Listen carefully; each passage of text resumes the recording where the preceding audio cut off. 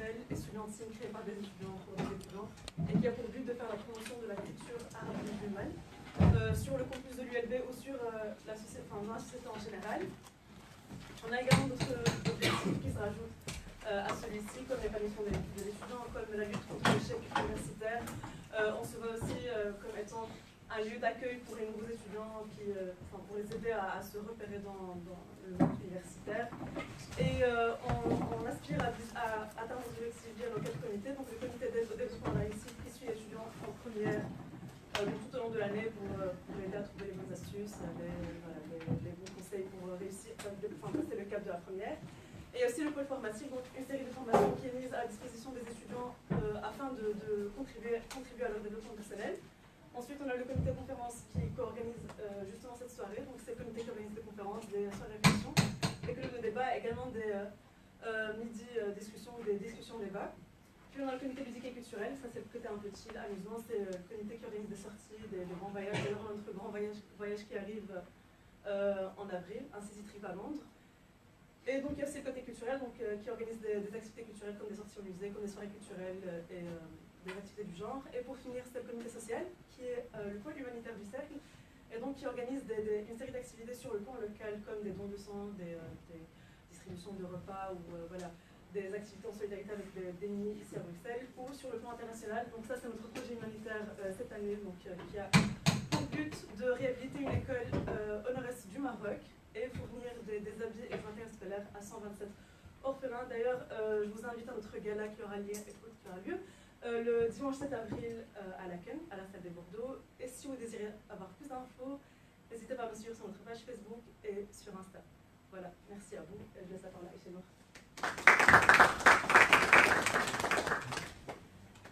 Bonsoir à toutes et à tous. Je me présente, je suis la présidente de l'ALES et le cercle culturel de l'Université du Pro de Bruxelles. En fait, sûrement que vous n'avez pas encore entendu parler de l'ALES, on est tout nouveau. On existe depuis septembre 2018, c'est-à-dire le début de cette année-ci, et je suis également la fondatrice de l'ALES. Alors, l'ALES c'est un cercle culturel turc, c'est-à-dire que nous avons plusieurs buts, dont la promotion de la culture turque, mais pas que. Nous souhaitons vraiment élargir la culture et même enrichir intellectuellement et culturellement tous les étudiants. Et notre but, c'est que les étudiants qui commencent leur première bac, eh bien, leur état d'esprit ne soit pas le même quand ils vont ressortir de leurs études universitaires. Ensuite, concernant les commissions, nous avons plusieurs commissions dans notre cercle. Nous avons la commission conférence-débat. D'ailleurs, c'est la commission qui collabore avec le CEME pour l'organisation de ce cycle de conférences. Ensuite, nous avons la commission excursion, dont c'est une commission qui organise des voyages. D'ailleurs, le dernier voyage était à Dinan, c'était une excursion assez chouette. Ensuite, nous avons la commission blog. L'activité principale de l'ALES, c'est donc le partage, donc la publication de plusieurs articles sur différents points, l'actualité, le voyage dans l'histoire, ou même des témoignages. Les témoignages servent à quoi en fait? C'est vraiment, la rubrique témoignages veut vraiment inciter les étudiants les plus jeunes à entreprendre des études et même à savoir les divers métiers qui existent dans le monde, parce que quand on est en 6e ou en 5e en secondaire, on ne sait pas trop vers quoi se diriger. Ensuite, donc je pense avoir tout au niveau des commissions. Alors, je voudrais personnellement remercier le responsable, donc le co-responsable de l'organisation de ce cycle de conférences, qui est Mohamed Serves, qui est juste derrière vous, qui est le responsable de la commission blog. Et c'est tout pour l'année. En tout cas, on vous remercie vraiment d'être venu ce soir et on remercie également notre docteur Ilacha d'être présent aujourd'hui. Voilà.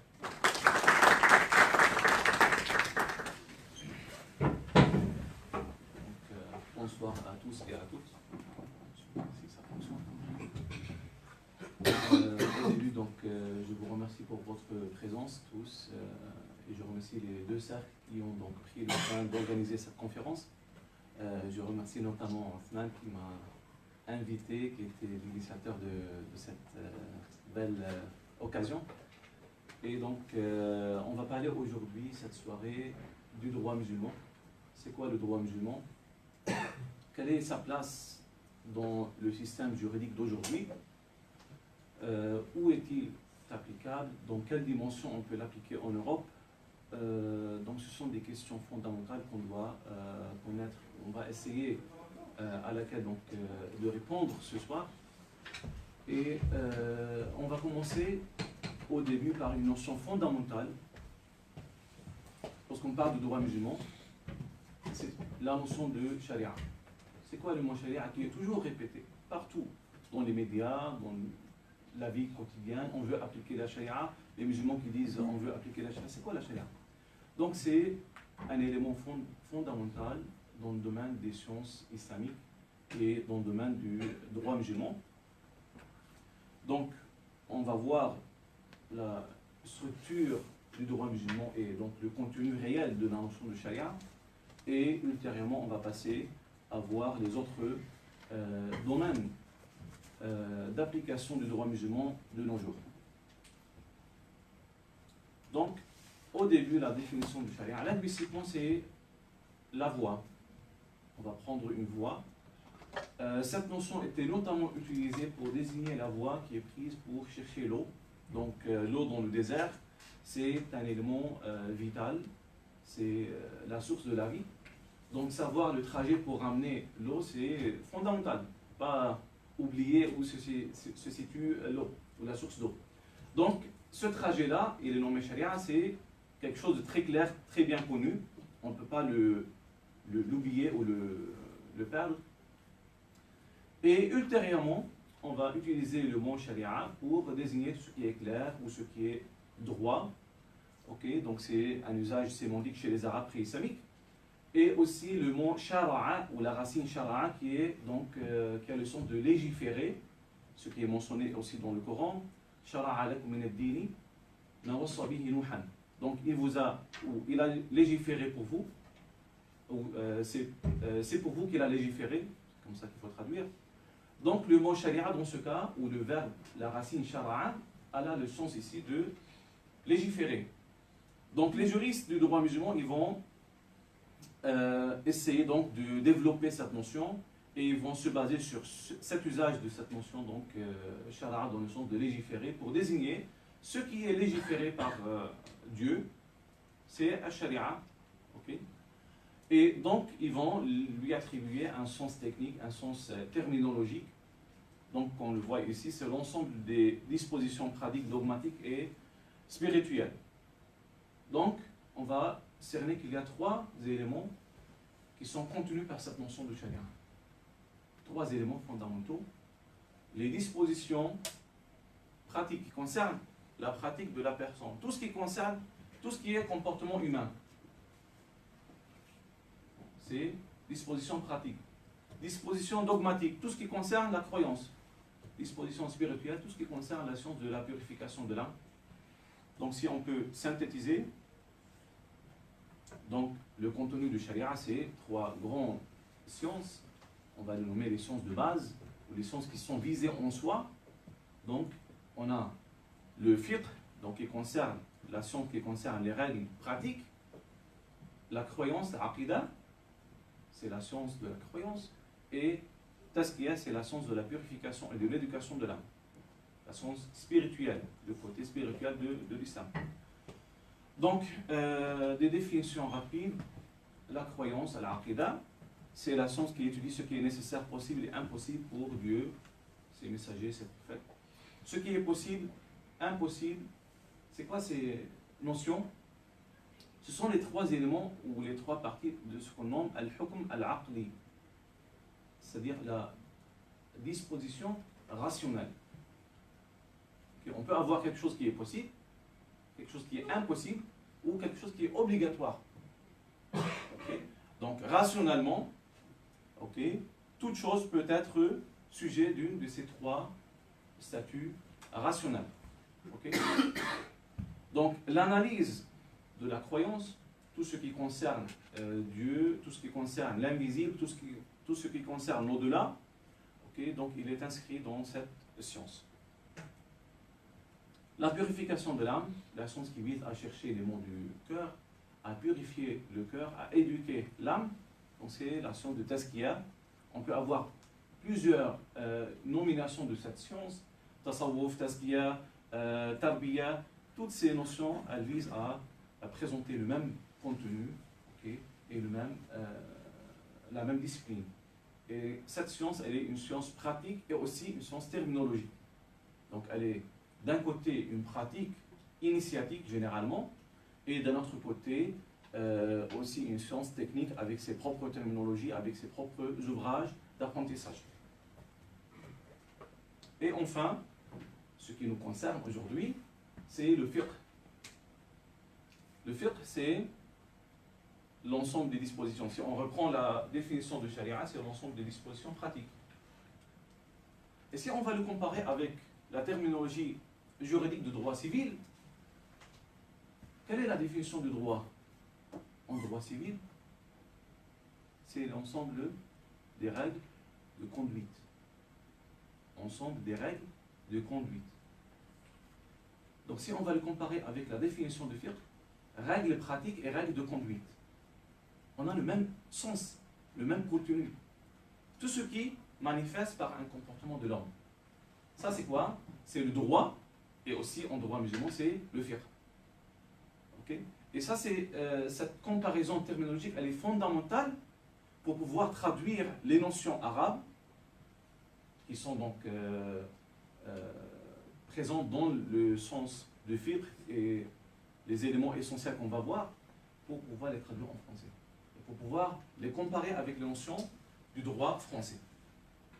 Donc, le fiqh, c'est la science qui étudie la manière d'effectuer les actes d'adoration sociaux, leurs conditions de validité et le statut des différents éléments qui les composent.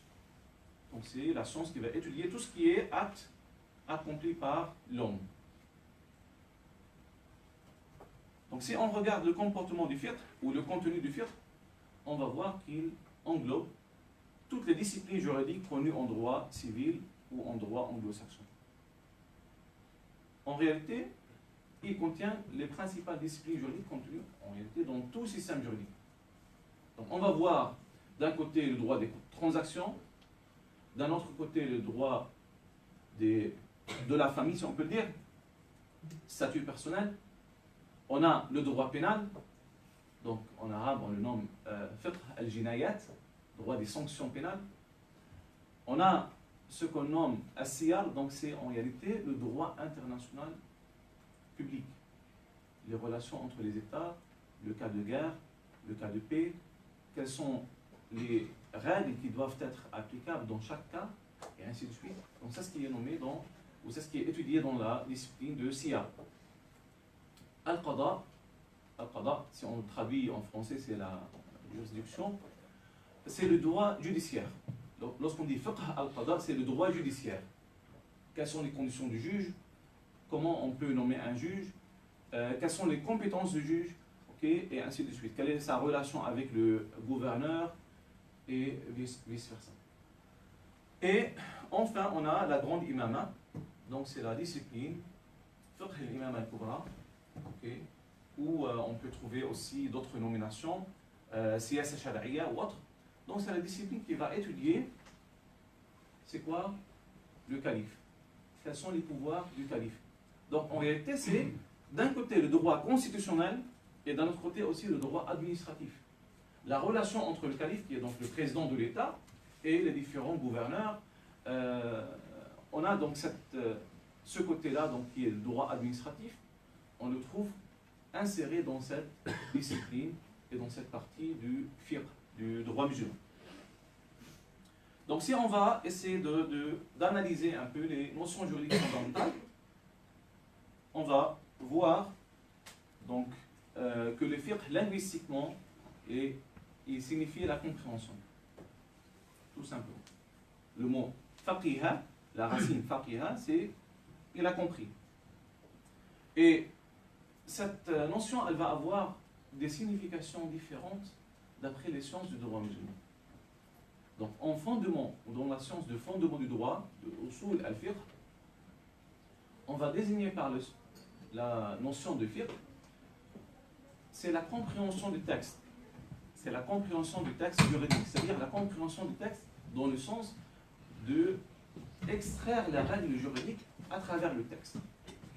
Extraire la règle juridique qui est présente dans le texte. C'est la signification du fiqh dans la science de usul. Cela signifie quoi? C'est l'équivalent de ce qu'on nomme toujours un ijtihad. C'est quoi ijtihad? Avoir effectué ce travail d'extraction de la règle. On va chercher la règle dans le texte. C'est le ijtihad. Donc, dans la science de usul, le mot fiqh, il est équivalent à ijtihad. Et le faqih chez les usuliyin, les savants de fondement du droit, le faqih pour eux, c'est le mujtahid. Ok? Maintenant, dans la science de fiqh, dans ilm al-fiqh, la science qui va présenter le contenu du fiqh, du droit musulman, on va avoir une signification différente du mot, qui est donc le fait de connaître al-faqih pour eux, c'est celui qui connaît les règles du droit musulman. Okay? Donc on va avoir deux significations différentes de cette notion. Et aussi on va avoir une autre signification de cette notion lorsqu'on va dire par exemple le fiqh du Shafi'i, c'est-à-dire les règles juridiques extraites par Shafi'i. Le fiqh d'un tel, c'est les règles juridiques extraites par une telle personne. Et aussi, lorsqu'on veut désigner, par exemple, on va dire fiqh al-mu'amalat, le fiqh des transactions. Donc c'est pour désigner l'ensemble des règles juridiques concernant les transactions. Et donc cette notion, elle peut avoir donc le sens de l'ensemble des statuts juridiques et questions légales pratiques.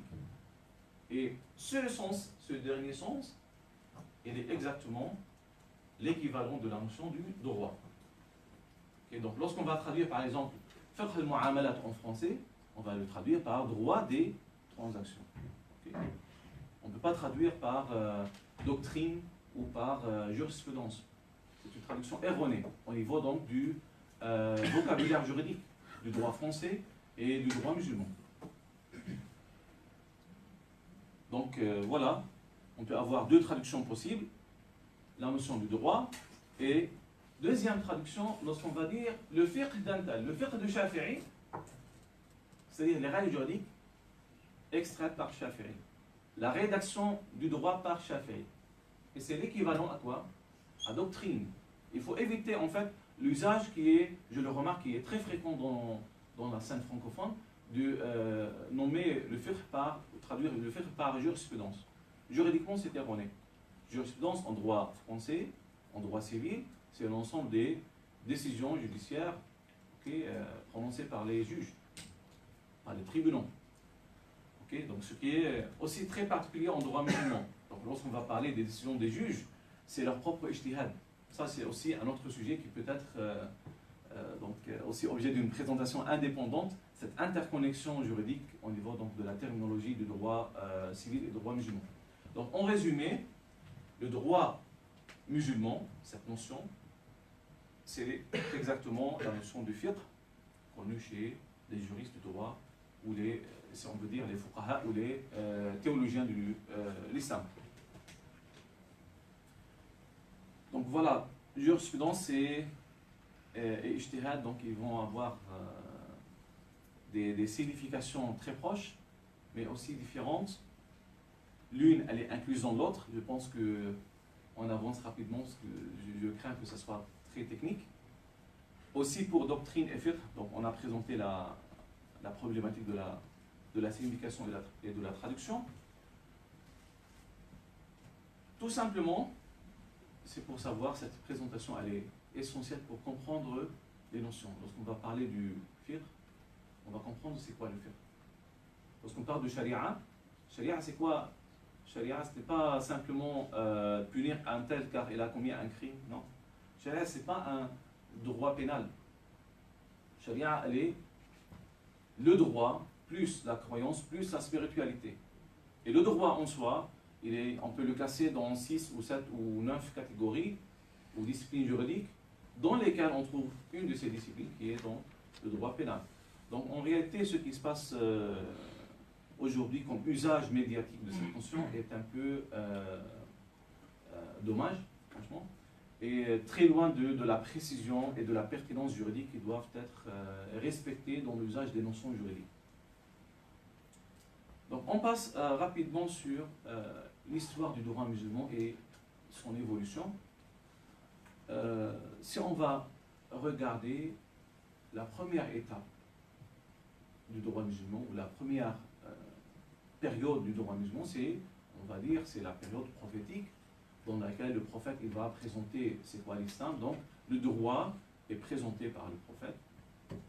Première caractéristique du droit durant cette période, c'est que le prophète va répondre à des cas pratiques, des cas concrets. C'est ce qu'on nomme le réalisme juridique. Le réalisme juridique par opposition à ce qu'on nomme ultérieurement l'hypothétisme juridique. On va supposer des cas inexistants pour chercher leur solution et leur réponse. Okay. Donc, durant l'époque prophétique, on a cette caractéristique fondamentale qui est le réalisme juridique. Okay.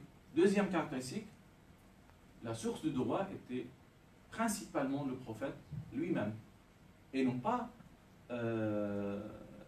l'ijtihad des compagnons.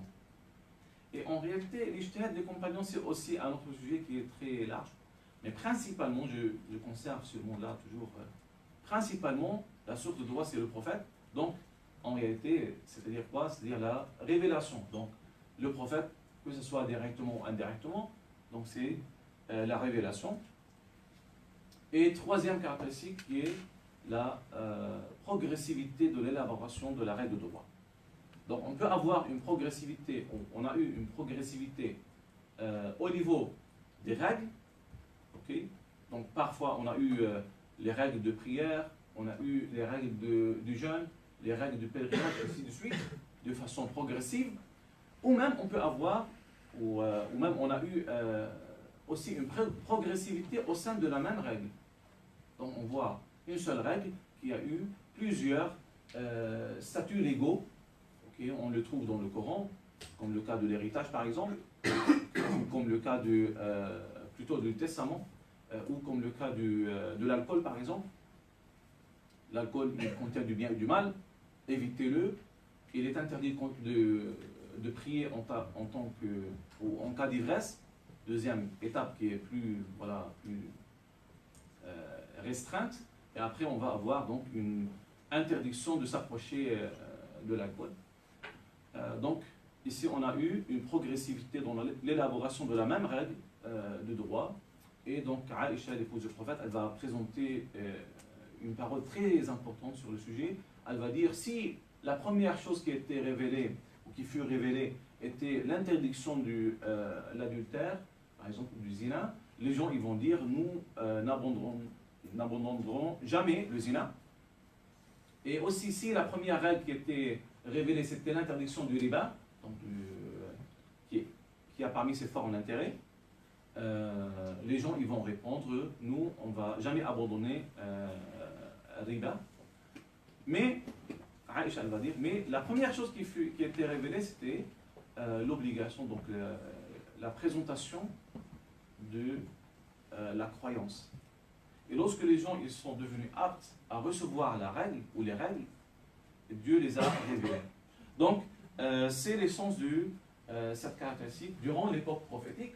Bien sûr, après le décès du prophète, on ne peut plus parler d'une progressivité de la législation, puisque la législation elle se termine avec le décès du prophète. Maintenant, on va utiliser les éléments qui sont contenus dans le droit musulman pour pouvoir l'adapter avec le temps, et avec les sociétés, avec les époques. Donc, deuxième étape, l'instauration du droit musulman. Durant cette période, on va remarquer quelques critères ou quelques caractéristiques très importantes. Première caractéristique, c'est l'apparition de ce qu'on nomme l'ijma'. L'ijma', c'est le sens, on peut le traduire par consensus, et c'est le sujet qui a, on peut dire, il n'y a jamais de consensus sur le consensus, donc qui rencontre vraiment beaucoup de divergences sur sa nature et sur ses définitions, sur ses limites, on peut dire. Donc, l'ijma', c'est le fait d'avoir un accord unanime des avis de mujtahidin, donc des juristes qui ont le degré d'extraire la règle de droit à partir du texte, okay, durant une même période et sur un sujet particulier.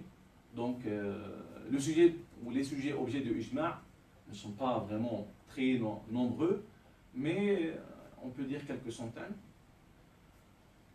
Deuxième caractéristique, c'est aussi le réalisme juridique. Donc cette particularité de droit était toujours présente. Donc on répond à ce qui est présent, ce qui existe. On va remarquer ultérieurement l'importance de cette caractéristique. La troisième caractéristique, c'est la fidélité aux sources. Et la quatrième, c'est la compréhension profonde des textes. Quel est le sens de ces notions? On va donner un cas qui est toujours répété, fréquemment mentionné. C'est le cas de la famine qui a eu lieu durant le règne de Omar. On sait très bien que Omar, voilà, il a interdit ou il a arrêté la sanction qui donc impose le fait de découper la main du voleur. Tout le monde répète cette expression et présente cette notion pour dire, voilà, Omar il a arrêté une règle ou il a changé une règle, donc le temps et l'espace et les événements qui vont surgir peuvent changer la règle de droit. En réalité, Omar il a eu une compréhension réelle du droit musulman et des mécanismes qui sont là. Omar il n'a rien changé. Il a appliqué la règle comme elle est. Il n'y a pas de modification, il n'y a pas de changement. Pourquoi? Le cas de famille, c'est quoi? C'est un cas de nécessité. C'est un cas de nécessité. Celui qui vole durant la période de famine, qui risque donc de mourir et qui vole, il est dans un cas de nécessité. On est d'accord? Donc, le résultat, c'est qu'une telle personne, dans un tel cas, n'est pas sanctionnée. Donc, on ne peut pas parler d'une sanction qui doit être imposée à un voleur qui vole par nécessité. Ça, c'est connu. Mais pourquoi Omar il a rendu la règle générale? Car il a considéré que ce cas de nécessité est une présomption, est une présomption présente dans chaque cas de vol à l'époque. Donc pour lui, chaque personne qui vole durant cette période-là, cette période de famine, il est en principe considéré comme étant en train de voler pour éviter la mort à cause de la famine. Ok? Donc le résultat c'est quoi? C'est que Omar il a écarté l'application d'une sanction pénale pour une doute. Il a raison. Donc il est très possible que la personne a volé pour cette nécessité. Donc Omar il a écarté l'application de la règle par le texte et non pas par sa propre passion et non pas par sa propre réflexion. Okay? Donc bien sûr c'est une réflexion mais qui est basée sur le texte et qui est en fait la bonne réflexion. Okay? C'est le bon ijtihad pour ce cas. Donc c'est ce qu'on vise par la compréhension profonde du texte et aussi la fidélité en fait. Je ne veux pas trop détailler car je sens que le temps passe rapidement. Troisième étape de l'évolution du droit musulman, et c'est peut-être l'étape la plus sensible et la plus importante, c'est, on peut dire, voilà, l'étape ou la période de, on peut dire, le califat omeyyade ou l'empire omeyyade, dans lequel le droit musulman commence à avoir sa propre ou sa forme qu'on connaît actuellement. Il va bien sûr se développer ultérieurement.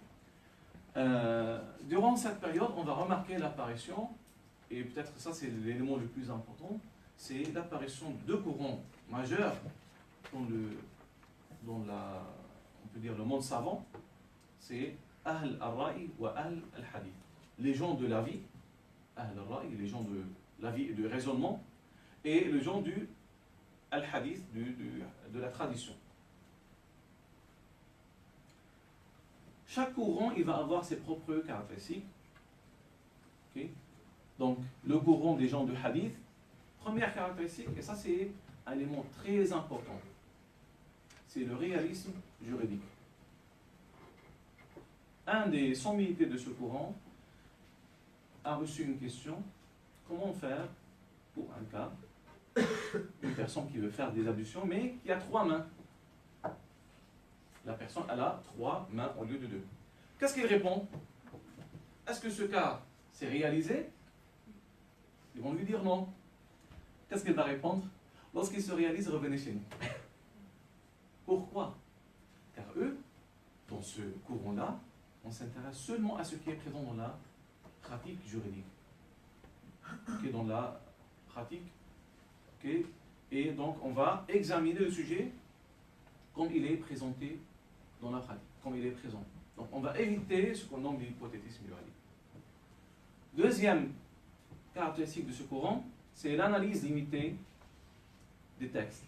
C'est-à-dire, on va avoir un texte, un hadith, un verset, on va chercher la cause juridique dedans, on va faire qiyas, ok, mais on ne va pas chercher d'autres règles juridiques qui peuvent être présentes dans le texte. On ne va pas pousser l'analyse plus que la règle ou plus qu'à la règle juridique visée par le texte en soi. C'est le sens de cette caractéristique. Troisième caractéristique, c'est que ce courant-là présente une continuité d'une méthodologie d'analyse connue par certains compagnons, comme Abdullah ibn Mas'ud, comme Abdullah ibn Abbas, Abdullah ibn Omar, Zayd bin Thabit, Anas et d'autres. Donc il y avait cette perspective ou cette analyse des textes qui est donc très cadrée. Ce qui est visé par le texte, voilà, on s'arrête là. Et dernière caractéristique, c'est l'acceptation facile des narrations. L'acceptation facile ne signifie pas une acceptation des narrations faibles, non. Tant que le hadith il est authentique, on l'adopte. Ok? Dès que le hadith il est considéré comme authentique pour le mujtahid parmi eux, pour le savant parmi eux, il va l'adopter. Il ne va pas exiger d'autres conditions qui sont externes au hadith en soi. Maintenant, on va mieux comprendre ces caractéristiques lorsqu'on va les comparer avec celles de l'autre courant, de Ahl al-Ra'i, les gens de l'avis. Première caractéristique, c'est l'hypothétisme juridique. Dans ce courant, on va analyser les textes, on va viser pas seulement ce qui est visé directement par le texte, mais aussi ce qui peut être compris dans le texte. Okay? On va employer une notion, on va tuer le texte par l'analyse. On va tuer le texte par l'analyse. Okay? Et on va supposer des cas qui ne sont pas encore présents. Donc, comme le cas du voyage, par exemple. Une personne qui va voyager pendant 3 jours, donc cette distance, qui est en réalité le critère juridique, ou la illa, la cause juridique, du raccourcissement et de ne pas jeûner, et ainsi de suite, toutes les règles particulières pour le voyage. Ce courant, il va dire, si une personne réussit à traverser cette distance dans 1 seconde, à leur époque, c'était impossible. Est-ce qu'on peut traverser 80 km pendant 1 seconde? À leur époque, c'était le chameau et le cheval. C'était impossible. Mais eux, par leur réflexion, ils vont supposer des cas qui ne sont pas encore présents. Donc ils vont dire, voilà, une personne qui dépasse la distance de raccourcissement, et donc de pouvoir aussi d'appliquer les autres règles du voyage, même si elle le dépasse pendant 1 seconde, elle va profiter des différentes règles particulières concernant le voyage. On voit maintenant que ce n'est pas la même vision que le courant de Ahl al-Hadith. On a une vision différente des choses. On va analyser même des cas qui ne sont pas présents. Même des cas qu'on va imaginer. Et aujourd'hui, on va utiliser des cas auxquels ils ont répondu. Et eux, ils les ont simplement supposés. Deuxième caractéristique, l'analyse profonde des textes, c'est dans le sens de chercher des règles qui ne sont pas visées en soi dans le texte. Okay. Troisième caractéristique, continuité de la méthodologie de certains compagnons. Donc cette méthode, c'était très connue comme étant la méthode de Omar, de Ali et de Abdullah ibn Mas'ud. Okay. Et cette méthode sera principalement présente en Irak à cause de 2 personnes. Abdullah ibn Mas'ud qui va enseigner pendant 10 années en Irak et Ali ibn Abi Talib qui va donc transporter la capitale vers Al-Koufa, la grande ville de l'Irak. Donc il va voir Ali ibn Abi Talib, il a dit un mot très important à propos de ce courant-là, en fait, ces juristes. Lorsqu'il est rentré à Koufa, il a dit que Dieu agrée Abdullah ibn Mas'ud. En arabe, il a dit Ibn Ummi Abdin, le fils de la mère de Abd. Il vise Abd de lui-même. Que Dieu agrée Abdullah ibn Mas'ud, car il a rempli cette vie par les savants. Abdullah ibn Mas'ud était envoyé en Irak par Omar pendant 10 années. Il n'a aucune mission que enseigner. Donc cette méthode d'analyse des textes était très bien enracinée chez eux. Et on va voir ultérieurement que les grands représentants de ce courant étaient, comme Nakhi, était le disciple de Ibn Mas'ud, okay, et ultérieurement, bien sûr, de Ali ibn Abi Talib. Okay. Quatrième condition, et ça c'est une condition, ou enfin une caractéristique qui est très particulière, car on voit beaucoup de chercheurs dans le domaine qui parlent, voilà, ce courant-là n'accepte pas le hadith ou refuse le hadith ou ainsi de suite. En réalité, le courant de Ahl al-Ra'i n'est pas un seul courant, il n'est pas un courant homogène. Dans ce courant, on va voir plusieurs courants. Shafi'i, lorsqu'il a rentré à Bagdad, pendant la première fois, la deuxième fois, et lorsqu'il va faire beaucoup de débats, il va mentionner qu'il a rencontré des courants qui refusaient entièrement as-sunnah, et d'autres courants qui refusaient le hadith lorsqu'il y a une divergence sur son authenticité, ou refusaient un narrateur lorsqu'il y a une divergence sur sa fiabilité, ainsi de suite. Donc, ce courant-là n'est pas parfaitement homogène, mais en réalité, l'usage du hadith par ce courant n'est pas simplement limité aux règles de la science du hadith. Dans ce courant, et notamment chez Abu Hanifa, parce que c'est l'école juridique qui va persister de ce courant-là, donc pour Abu Hanifa notamment, on va voir qu'il y a d'autres critères qui sont externes au hadith, qui seront pris en considération pour voir si on peut appliquer le hadith en soi ou pas. Même si le hadith il est authentique, on va dire voilà, est-ce que le narrateur était en train d'appliquer lui-même le hadith ou pas? Donc c'est un critère externe au hadith. Le hadith il est authentique. Les transmetteurs, ils se sont rencontrés, ils sont fiables, ainsi de suite. Mais est-ce que le narrateur lui-même, il l'a mis en pratique? Donc c'est un critère externe. Ou inversement, on va trouver d'autres critères. Est-ce que le narrateur, il est faqih? C'est quelqu'un qui a donc la capacité à comprendre le texte et à extraire la règle à travers le texte. Donc, ce sont des critères qui sont externes au hadith. Donc, il y a une étude très intéressante sur le sujet, bon, en arabe, c'est le problème. Donc, c'était une thèse de doctorat sur la méthodologie de Abu Hanifa dans la science du hadith, qui va donc recenser 14 critères et plutôt conditions dans lesquelles Abu Hanifa exigeait pour l'application d'un hadith. Okay? Donc c'est la notion de restriction de l'usage du hadith, et donc on ne peut pas vraiment parler d'un refus de l'application du hadith, ce qui est en réalité erroné. Sinon il suffit simplement de regarder les ouvrages de Abu Yusuf, le grand disciple d'Abu Hanifa, donc son ouvrage, le livre de Kharaj qui est présent, qui est même traduit en français, vous pouvez trouver des centaines de hadiths dedans.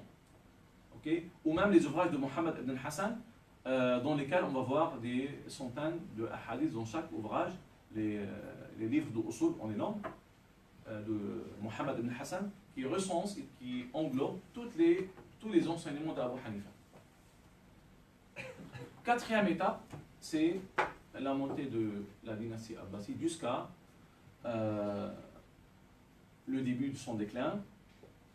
Durant cette période-là, on va avoir la formation du droit musulman dans sa forme actuelle, si on peut le dire, l'apparition des principales écoles juridiques, des principaux madhahib, et la compilation du fiqh. Donc on va voir la compilation. Lorsqu'on va parler de compilation du fiqh, directement on va parler de Shafi'i.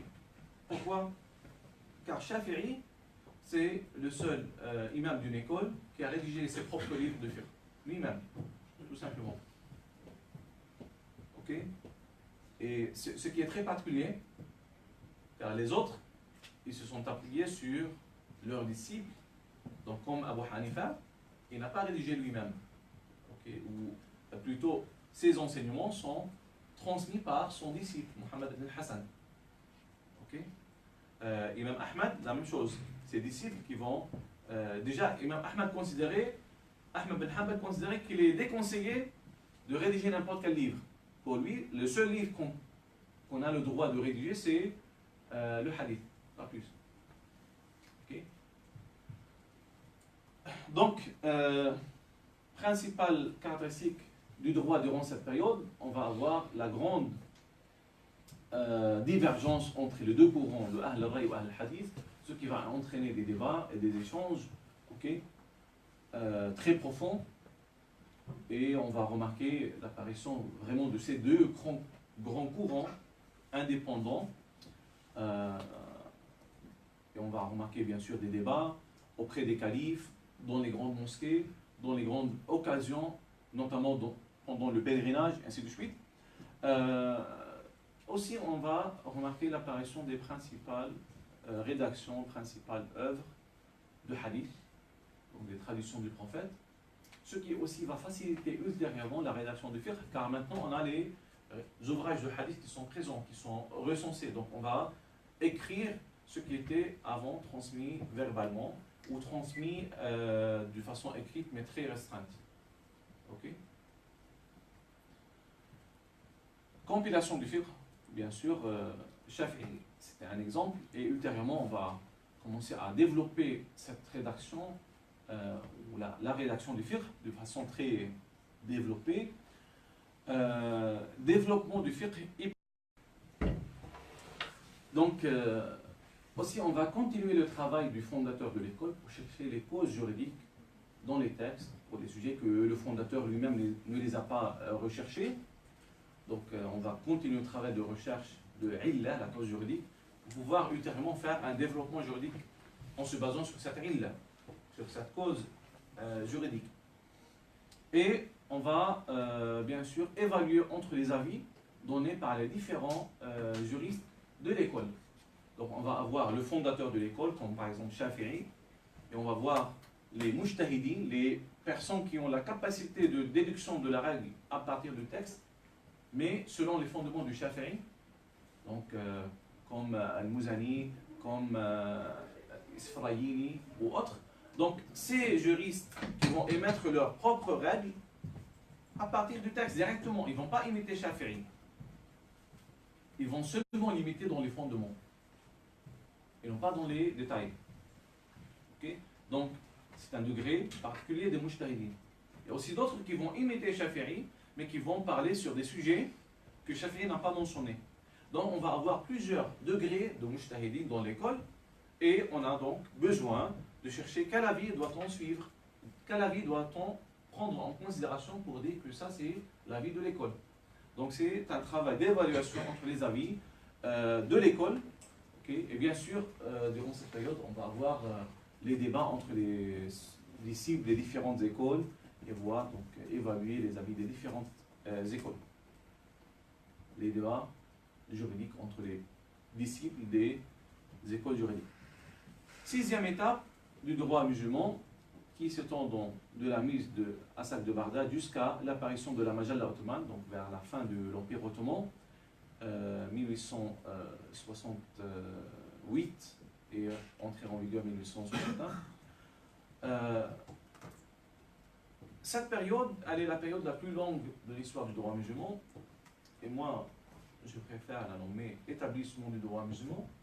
Si on va regarder certains historiens du droit, on va voir qu'ils utilisent des notions parfois péjoratives pour désigner cette période-là, ce qui est pour moi entièrement erroné. Bien sûr, le sujet est un objet de débat, ce qui est très normal. Pourquoi je ne peux pas parler d'une certaine stagnation ou voilà, donc, un certain aspect très, on peut dire même consolidation du droit, dans lequel le droit était vraiment très, très congelé, si on peut le dire, car le droit durant cette période n'a pas vu cette stagnation qu'il prétend ou qu'il mentionne. moi je peux dire simplement, montrez-moi un seul cas auquel les juristes n'ont pas répondu, tout simplement. Vous dites que c'est une période de stagnation de droit, il n'y a pas de ijtihad, très bien. Et moi je pose une simple question. Donnez-moi un seul cas qui s'est déroulé pendant ces 600 années. C'est la période la plus longue de l'histoire du droit musulman. Donnez-moi un seul cas auquel on n'a pas de réponse juridique par les juristes de cette période. Il n'y a pas. On ne peut pas prétendre une telle accusation envers le droit musulman. Et on va voir d'une manière plus concrète comment le droit a évolué pendant cette période. Les sciences juridiques suprêmes et les plus élevées du droit musulman se sont apparues pendant cette période. Donc, lorsqu'on parle des finalités du droit musulman, maqasid al-sharia, les finalités, ça c'est une science suprême qui dépasse le droit, qui est donc une science bâtie sur le droit.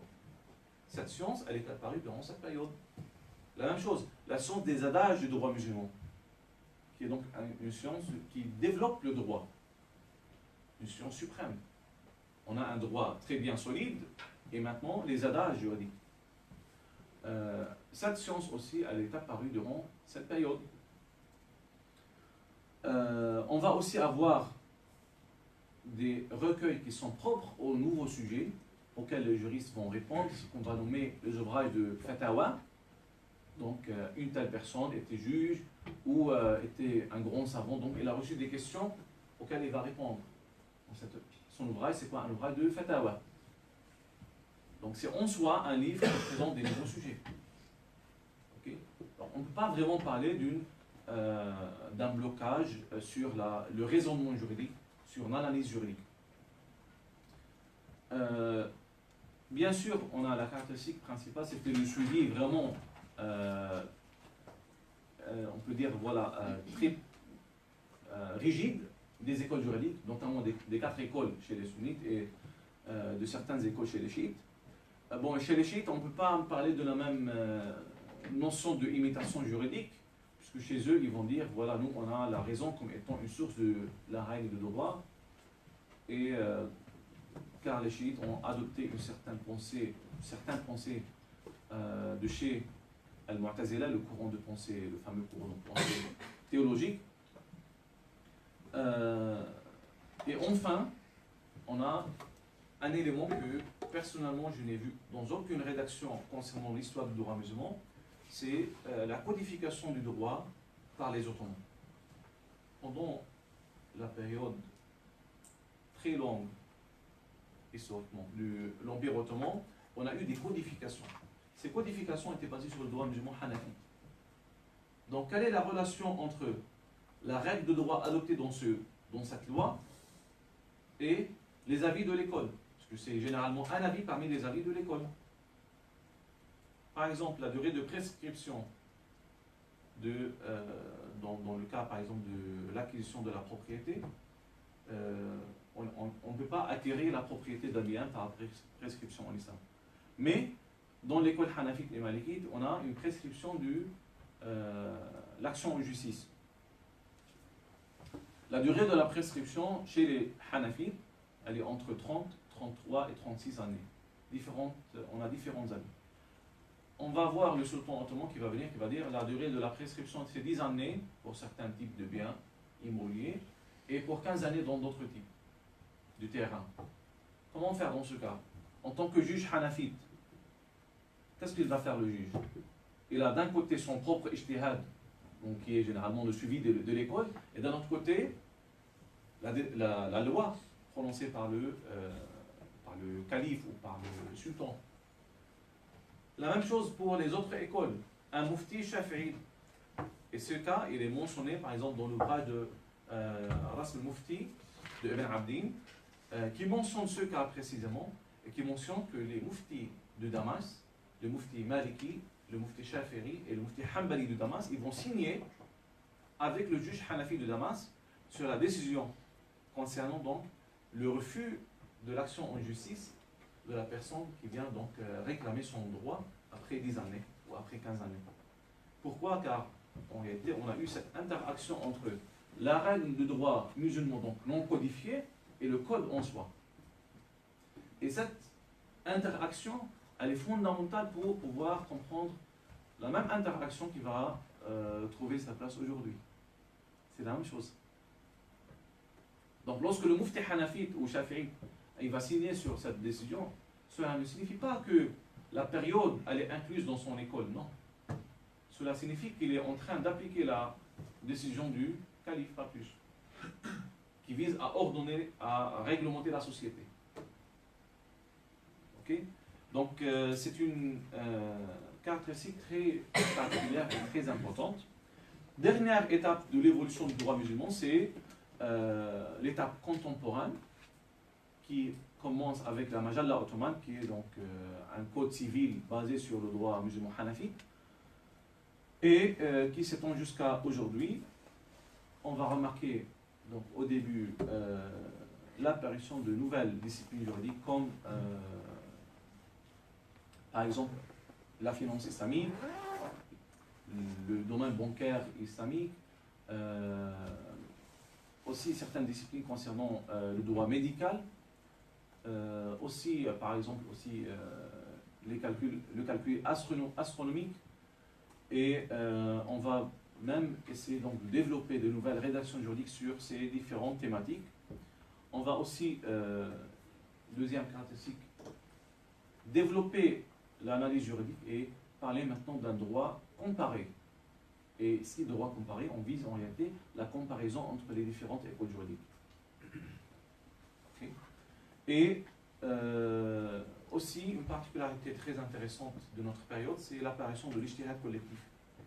L'ijtihad collectif, c'est par opposition à l'ijtihad individuel qui était connu auparavant. Un savant qui va faire son propre travail de déduction, de réflexion, lui-même, tout seul. Mais aujourd'hui, c'est différent, car on va avoir des académies qui regroupent 200 personnes, 50 personnes, 100 personnes, okay, des éminents juristes qui vont travailler ensemble pour traiter un seul sujet. Donc ça, c'est ce qu'on nomme l'ijtihad collectif. Et le sujet, déjà, l'ijtihad collectif mérite une conférence indépendante, ce qu'on a déjà fait à la Sorbonne. Et enfin, la codification du droit musulman. Cette codification du droit musulman a eu lieu dans différents États arabes de nos jours, comme les Émirats arabes unis, comme l'Égypte, d'une manière un peu restreinte, comme la majorité, ou même tous les pays du Maghreb concernant le droit de la famille. Okay. Et ce domaine donc, qui a été accueilli des droits musulmans, dont les droits positifs des pays arabes diffèrent d'un pays à un autre. On ne peut pas parler d'un pourcentage ou d'un étendue fixe pour toutes les écoles juridiques. Donc, comme ça, on voit les particularités de cette période contemporaine qui va donc nous permettre de commencer avec l'époque, donc l'interaction entre le droit musulman et les législations positives de notre époque. Et on prend une pause de 10 minutes et on reprendra après la pause. Je vous remercie. Et ceux qui veulent poser des questions autres des moments, vous pouvez. Il y aura aussi un buffet à côté. Bon, voilà.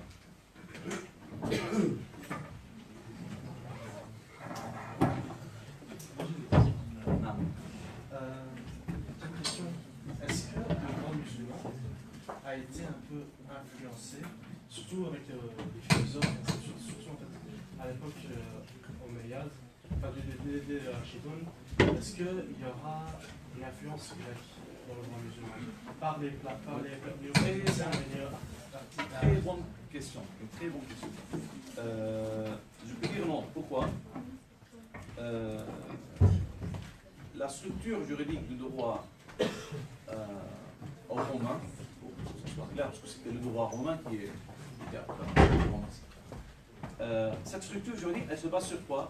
Sur un texte codifié qui va partir ultérieurement vers une jurisprudence, donc comme on voit en droit civil de nos jours.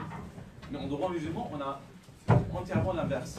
On a un ensemble de textes détaillés, donc qui sont les hadiths, Donc ils sont une infinité de cas pratiques en réalité, les hadiths, des cas pratiques.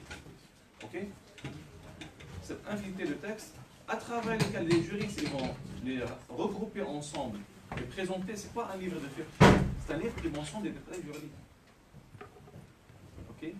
Donc on n'a pas eu la même méthode d'analyse. Okay? Donc la réponse est non. Okay? Et lorsqu'on va analyser correctement le sujet, on ne peut pas admettre cette admission, cette influence. Merci.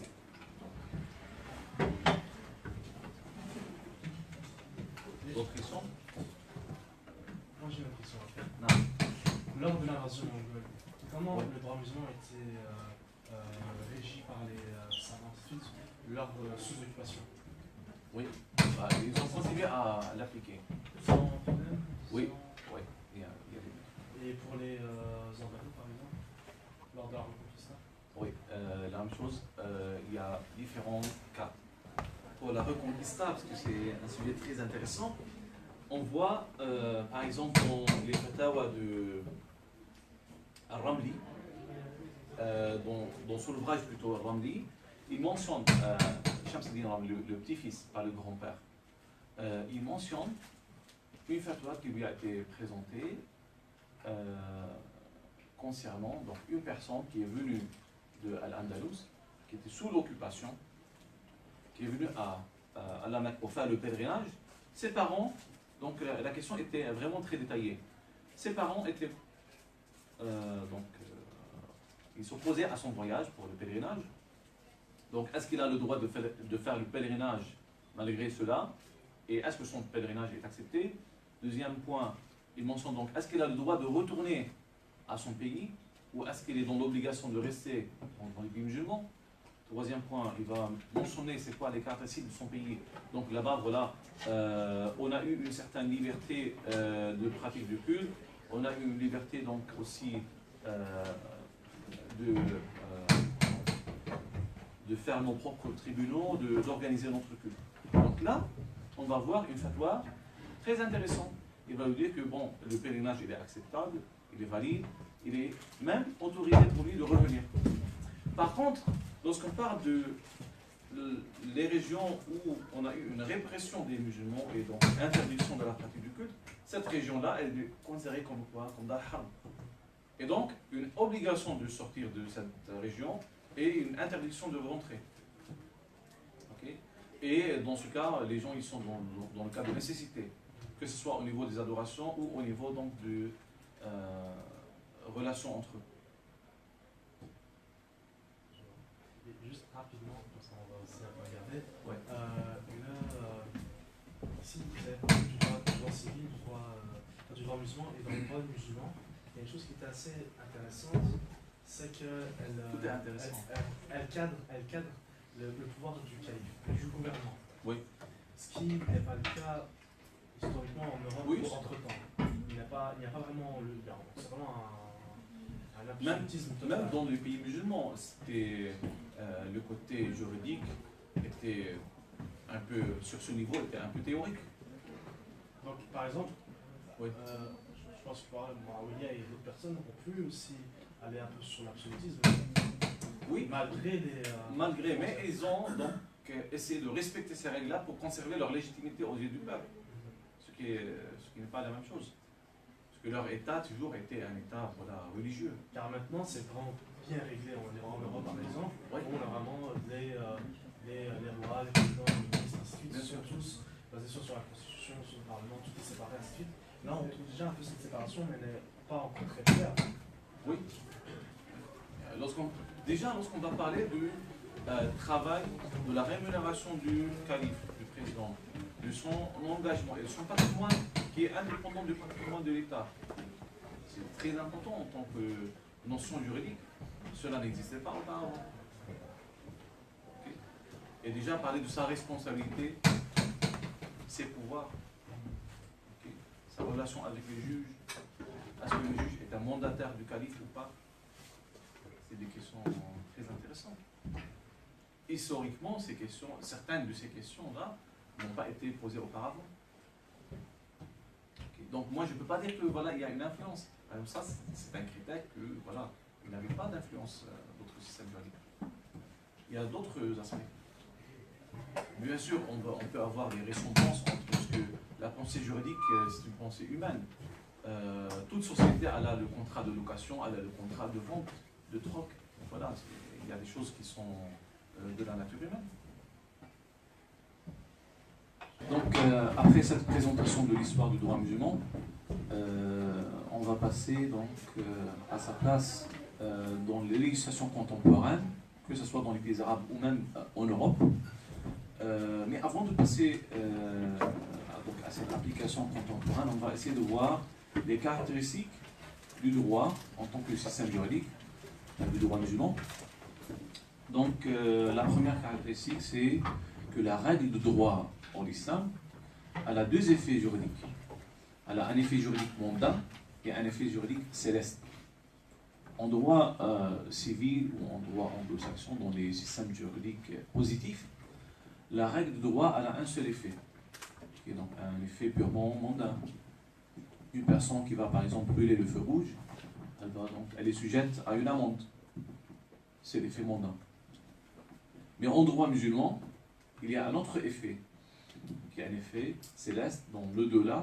Donc on va dire que la personne elle va avoir un péché ou elle va avoir une récompense. Okay? Donc ça c'est un effet différent de l'effet mondain. Donc une personne qui accomplit la prière, lorsque la personne a réalisé les actes de la prière, bon, on va dire la prière elle est valide. Ça c'est un effet mondain. C'est-à-dire elle ne va pas refaire la prière. C'est un effet mondain. Mais l'accomplissement de la prière en tant qu'acte d'adoration, il va engendrer quoi? Un effet céleste, une récompense divine. Ok? Payer la zakat, la même chose. Une personne qui loue un appartement, qui va payer le loyer à la fin du mois, c'est un effet mondain. Mais qui paye à date, donc un effet céleste, il va avoir une récompense. Lorsqu'il va violer son contrat et payer après un mois, après 10 jours de retard, il va avoir un péché, automatiquement. C'est un effet céleste, et non pas mondain. Même si lui, il n'a pas fait attention, ou voilà, ça c'est un autre sujet. Est-ce qu'il est donc sujet à ce péché ou pas? Mais déjà, l'effet céleste est présent dans tous les actes. Donc, deuxième caractéristique, c'est que le droit musulman englobe toutes les disciplines scientifiques du droit, toutes les disciplines juridiques. Comme on l'a vu déjà au début, donc on a le droit des transactions, droit de la famille, droit pénal, droit administratif, droit international public, ainsi de suite. On a aussi la flexibilité et la viabilité du droit musulman, donc qui peut être applicable dans différentes sociétés. Historiquement, il a été applicable dans différentes sociétés, dans différentes périodes. Cette application, si on peut dire transhistorique, était donc assurée par des principes présents dans le droit musulman qui lui assurent cette flexibilité, donc comme voilà, le principe de la nécessité, du besoin, ainsi de suite. Ces principes qui vont modifier la règle initiale pour avoir une règle adaptée à la situation. On ne peut pas dire, par exemple, je donne un exemple très basique. La prière est obligatoire. Une règle de base. La prière de Asr est obligatoire. Une règle de base. Mais pour une telle personne, je ne peux pas dire la prière pour lui est obligatoire. Pourquoi? Il peut être un voyageur. Au début, il peut être une personne qui n'est pas dotée de raison. Donc il n'est pas soumis à l'obligation. Ou il peut être un voyageur qui n'est pas soumis à la même obligation. Il va avoir une obligation différente. Une prière dérogatoire. Une femme qui est dans une période d'exonération. Donc elle n'est pas soumise à l'obligation de prier. Et ainsi de suite. On peut avoir différentes formes. Donc on ne peut pas dire directement voilà, la prière est obligatoire. Mais on va avoir différents éléments juridiques, différentes règles de droit qui vont intervenir, qui vont adapter la règle pour la situation exposée. Okay? Stabilité des dispositions, c'est que voilà, la règle, c'est quoi? c'est cette prière, elle est obligatoire, elle est stable, elle est fixe. On ne peut pas dire la prière, elle n'est plus obligatoire pour la personne durant toute sa vie, lorsqu'elle acquiert les conditions. Ok? Donc c'est aussi, donc on a d'un côté une stabilité, d'un autre côté une flexibilité. Ok? Comme on a mentionné le cas de Omar durant la période de famine, il n'a pas changé la règle, il a appliqué la règle, mais en utilisant les autres règles qui ont assuré sa flexibilité. Ok? Facilité et suppression des difficultés. En droit musulman, on a un certain nombre restreint des obligations et un certain nombre restreint des interdictions. Hormis ces deux domaines, la personne est libre.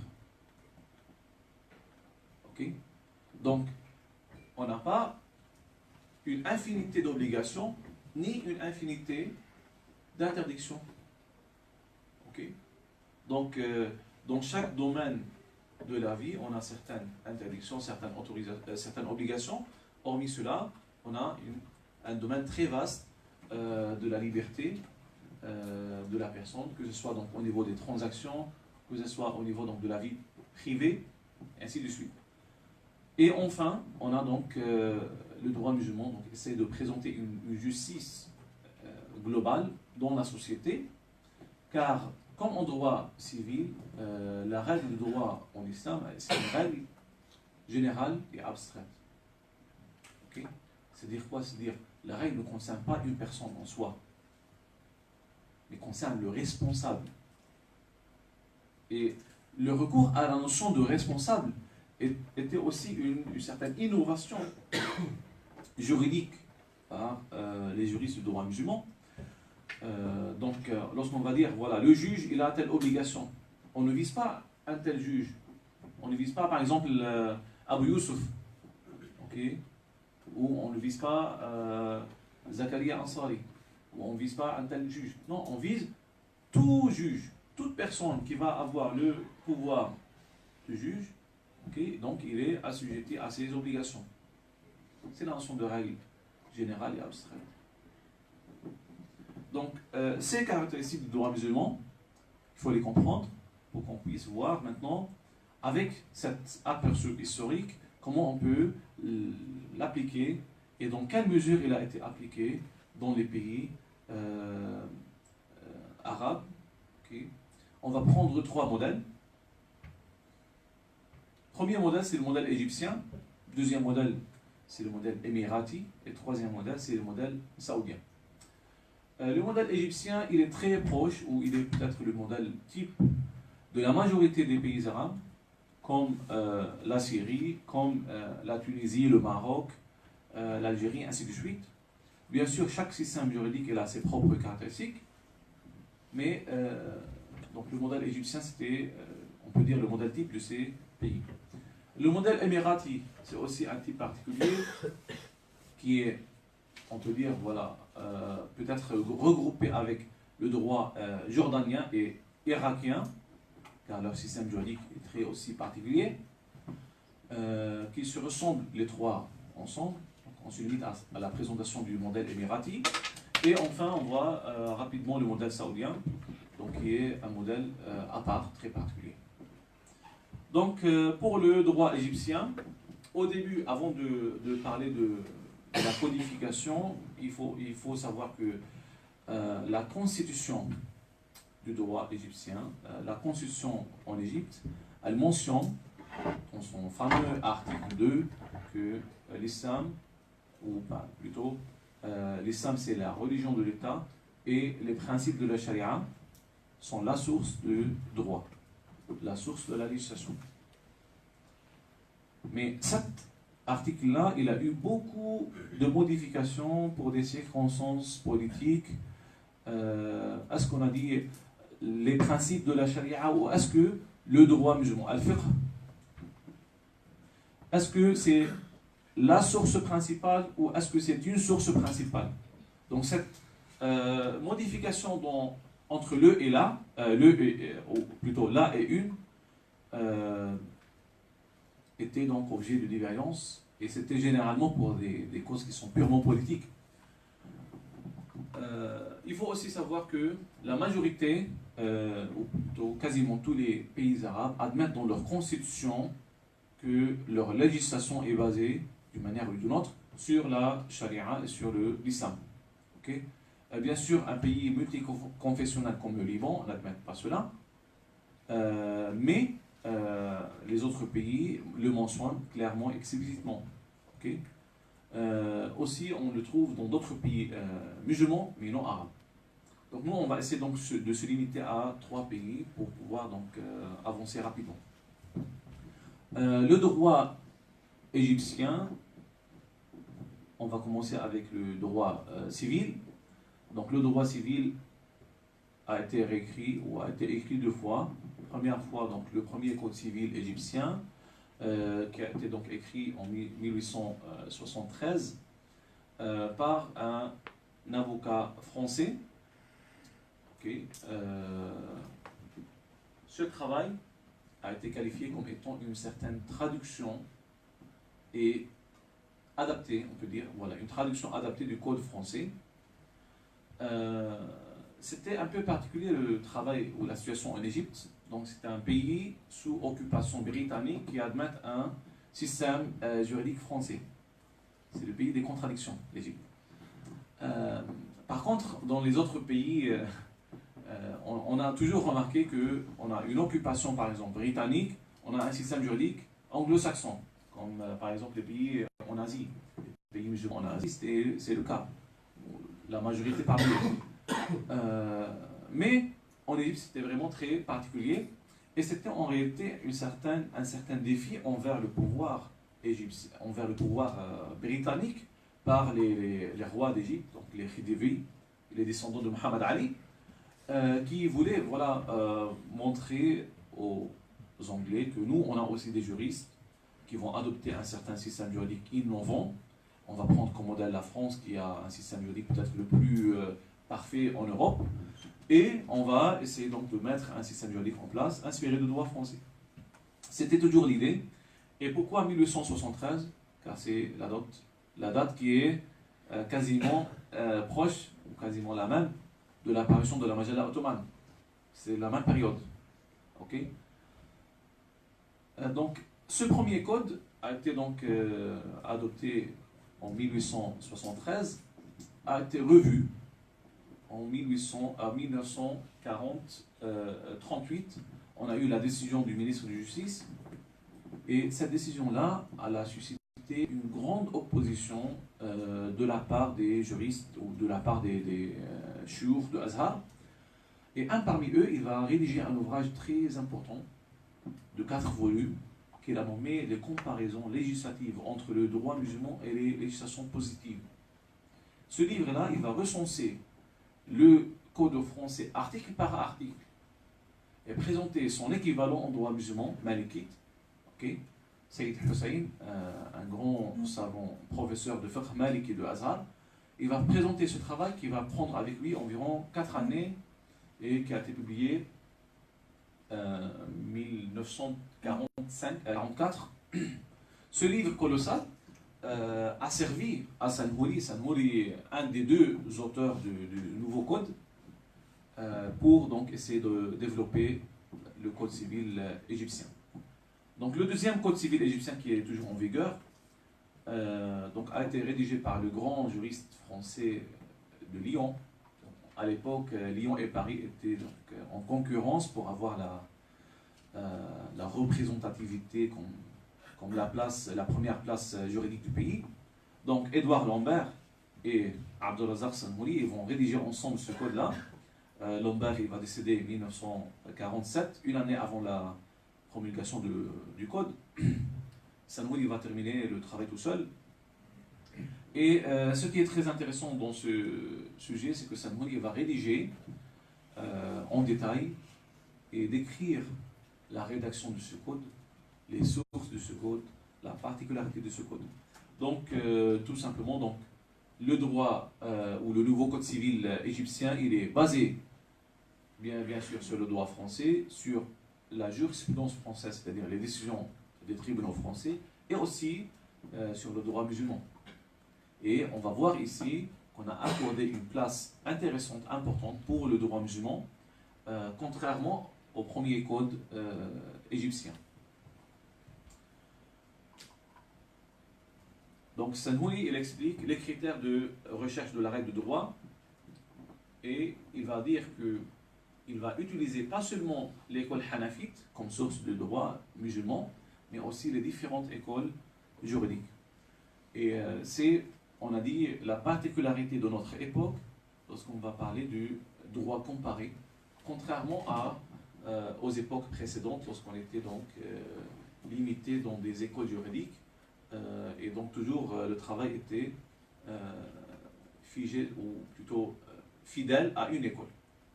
Ce travail du droit comparé, il est intéressant, mais il a beaucoup d'inconvénients, ce qui est normal. Là, on ne va pas rentrer dedans, parce que je pense que ce point-là, en soi, il mérite un cours indépendant. Donc pour le code égyptien, les sources du droit sont la charia. Ah non, désolé, ça revient. Je pense qu'il y a certains slides enlevés. Donc, pour le code égyptien, on a première source pour le juge, c'est le code en soi, qui est déjà parmi ces sources, c'est la règle de droit. Deuxième source, c'est la coutume. Et troisième source, c'est le droit musulman classique, c'est-à-dire les écoles juridiques, les rédactions des fuqaha. Ok?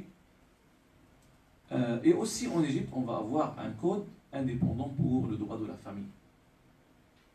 Ce code-là, qui est le droit de la famille, il est basé 100% sur le droit musulman. Okay? Principalement sur le droit musulman hanafite. Ok? Donc c'est la structure donc, qui est présente en Égypte. Donc on voit le droit personnel, c'est toujours droit de la famille, c'est toujours droit musulman. C'est le cas dans tous les autres pays arabes, okay, pays musulmans. C'est toujours le cas. On n'a pas modifié ou on n'a pas inséré d'autres systèmes juridiques étrangers au droit musulman. Pourquoi? Car déjà les sociétés sont des sociétés musulmanes qui adoptent ces relations juridiques. Et le droit de la famille relève de l'intimité de la personne.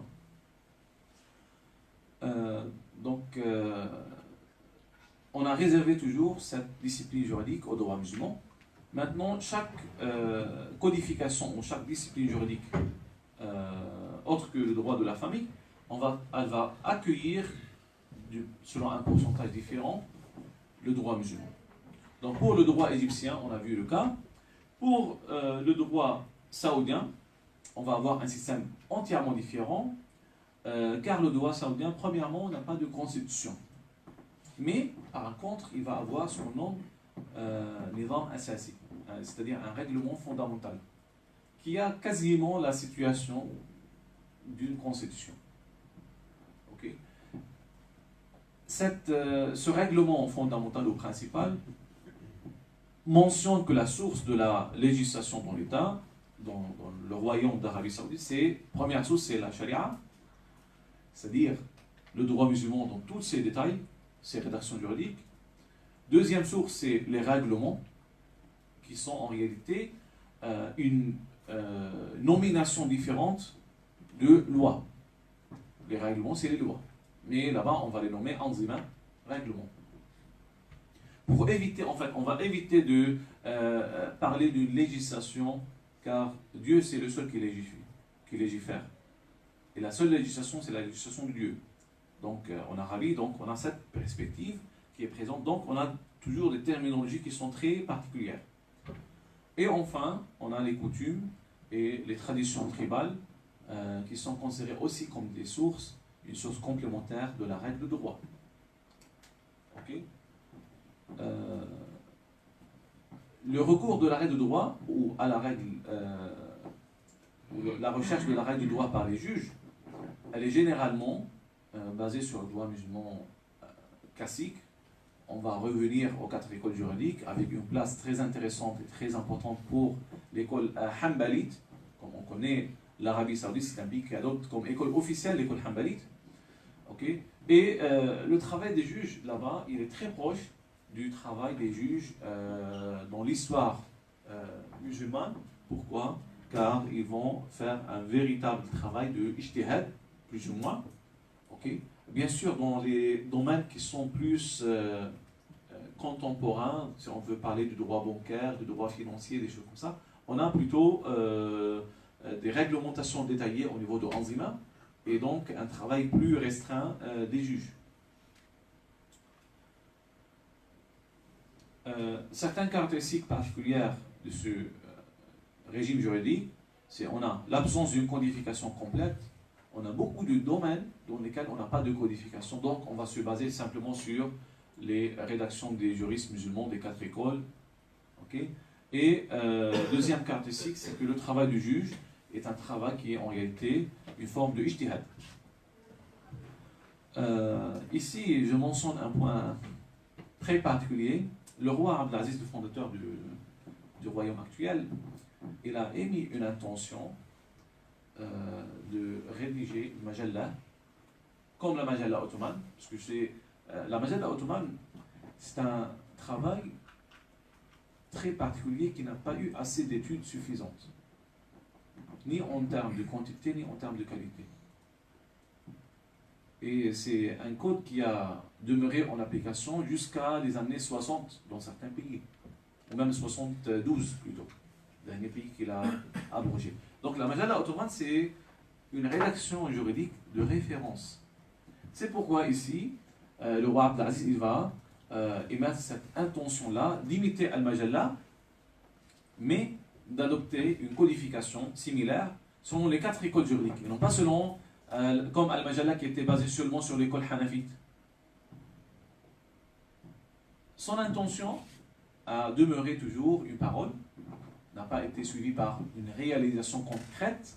Par contre, un juge hanbalite, le juge hanbalite de la Mecque, il va tout simplement, tout seul, il va rédiger une codification, okay, par son propre effort personnel, et il va rédiger une majalla basée sur l'école hanbalite.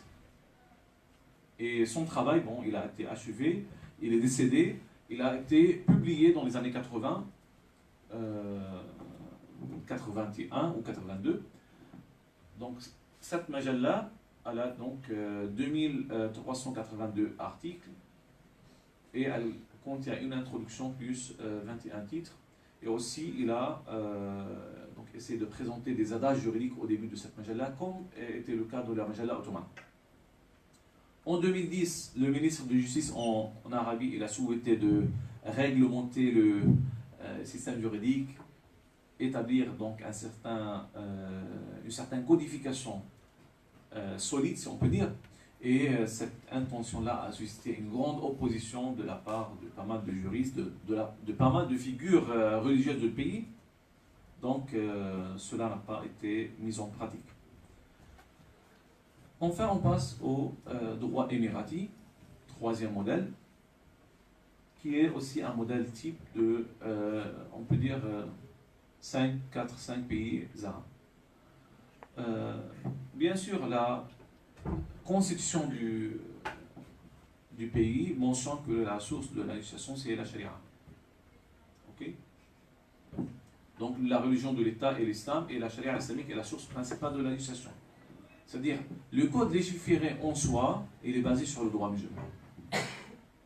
Okay? Le code légiféré en soi, il est basé sur le droit musulman. Mais ici, c'est très particulier. Pourquoi? Car le code civil des transactions en Émirats, dans les Émirats arabes unis, ce code-là est une réécriture, je peux confirmer ce point-là, est une réécriture de l'ouvrage de Qadri Basha, Murshid al-Hayran. Il est Ma'rifati Ahwal al-Insan. Qadri Basha, c'est un grand juriste, il était ministre de justice en Égypte. Il a rédigé 3 livres sous forme de codification. Ce travail était très particulier, puisque on ne voit pas en Europe, qui a adopté la codification ou le système juridique codifié, on ne voit pas des juristes qui vont codifier eux-mêmes et présenter une codification de leur propre initiative. Donc on n'a pas des ouvrages doctrine juridique sous forme de codification. Mais on l'a trouvé avec les juristes de l'époque, okay, notamment avec Qadri Basha, comme aussi on l'a mentionné le cas de la Majalla Hanbalite. Ok. Qadri Basha, dans ce livre-là, il va présenter un code civil basé sur les 4 écoles juridiques, notamment sur l'école Hanafite. Les Émirats arabes unis, ils vont reprendre ce livre-là, ils vont l'aménager un peu, ils vont l'adopter comme code civil. La même chose pour le code irakien, la même chose pour le code jordanien. Moi, quand j'étais en master, j'étais en train de faire des recherches, et je lisais le code civil irakien. Je me disais, bizarre, ce code-là, il semble qu'il est plagié de la Majalla. Ultérieurement, j'ai découvert que ce n'est pas la Majalla qui était sa source, mais en fait, c'était le code de Qadri Basha, ou le livre de Qadri Basha. Le style de rédaction, il n'est pas un style de rédaction des juristes civilistes, non. Okay. Déjà, les expressions, les termes, les notions, aussi les contrats de droit musulman qui sont présents explicitement. Okay. Donc, le code des transactions civiles aux Émirats, il mentionne les sources de la règle de droit pour le juge. Il dit, voilà, le code c'est la première source, mais déjà le code il est en soi inspiré du droit musulman. Donc, premièrement, on a le code. Deuxièmement, le droit musulman, le fiqh. Et troisièmement, la coutume. Donc, on a le fiqh qui a une valeur prépondérante par rapport à la coutume. Donc voilà, ça c'est le titre du livre de Qadri Basha, Murshid al-Hayran ila Ma'rifat Ahwal al-Insan, على مذهب الإمام أبي حنيفة النعمان بما يناسب مصر وسائر الديار الإسلامية. Donc tout ça c'est ce grand paragraphe qui fait peur, c'est le titre. Non. Donc ce code se caractérise par quelques traits très intéressants. Donc au début c'est un code qui a la forme d'un code civil, quasiment une structure, une rédaction très bien donc, codifiée. Une analyse aussi, on va trouver que la compréhension et l'explication de ce code, elle doit être soumise au principe de usul al-fiqh. Donc pour interpréter le code émirati, il faut qu'on utilise les mêmes procédés d'analyse de usul al-fiqh. Donc il faut donc recourir à la analyse selon le principe de usul. Et aussi, on a vu au début de ce code environ 80 articles qui sont sous forme des adages juridiques. Et ces adages juridiques, ce sont des adages concernant, ou plutôt adoptés en droit musulman. On va prendre les adages qui sont mentionnés dans l'introduction de la Majalla. On va prendre à partir des 99 adages de la Majalla. Ici, on va trouver seulement 80 environ. Et on va insister notamment sur les adages juridiques concernant le travail du juge et l'interprétation du texte. Ok. Mais bien sûr, on va trouver les adages juridiques généraux, les adages juridiques qui présentent les principes fondamentaux du droit. Concernant le droit de la famille, c'est un droit purement musulman, on va accorder aussi aux étrangers la possibilité donc, de recourir à leur droit national. Les non-musulmans, ils sont soumis à leur législation confessionnelle propre à eux. Chaque communauté elle est soumise à son propre régime. Aussi, on a le droit pénal, il est particulier, parce que c'est un droit qui aussi conserve les théories fondamentales du droit pénal musulman, mais en modifiant certaines peines légales, certaines sanctions, dans certains émirats. Ce n'est pas dans tous les émirats. Dans certains émirats, on va substituer des sanctions du droit musulman, des sanctions corporelles, et on va les remplacer par des sanctions inspirées du droit européen, donc l'amende ou la prison. Okay. Ce qui n'est pas le cas dans d'autres émirats. Mais la particularité ici, c'est qu'on a essayé de combiner entre la théorie générale du crime en islam ou en droit musulman et les sanctions du droit occidental. Et ça, c'est une particularité, je peux dire que caractéristique du droit émiratique qui n'existe pas dans les autres régimes juridiques, même les régimes qui le ressemblent. Donc c'est l'admissibilité du droit musulman dans les législations des pays arabes. On va passer rapidement aux pays européens. On va parler du cas de la France, rapidement, brièvement. Est-ce qu'en France, dans un système juridique purement civiliste, on peut avoir une recevabilité du droit musulman? Dans quelle mesure le juge français peut appliquer le droit musulman? Ça peut être, lorsqu'on pose la question, c'est bizarre. Comment ça, le juge français il va appliquer le droit musulman? La réponse, oui. Il y a des cas dans lesquels le juge français il va appliquer le droit musulman. Plusieurs cas. Donc plusieurs disciplines juridiques. Ok. Donc on va les voir rapidement. Et aussi, on passe rapidement sur la notion de laïcité.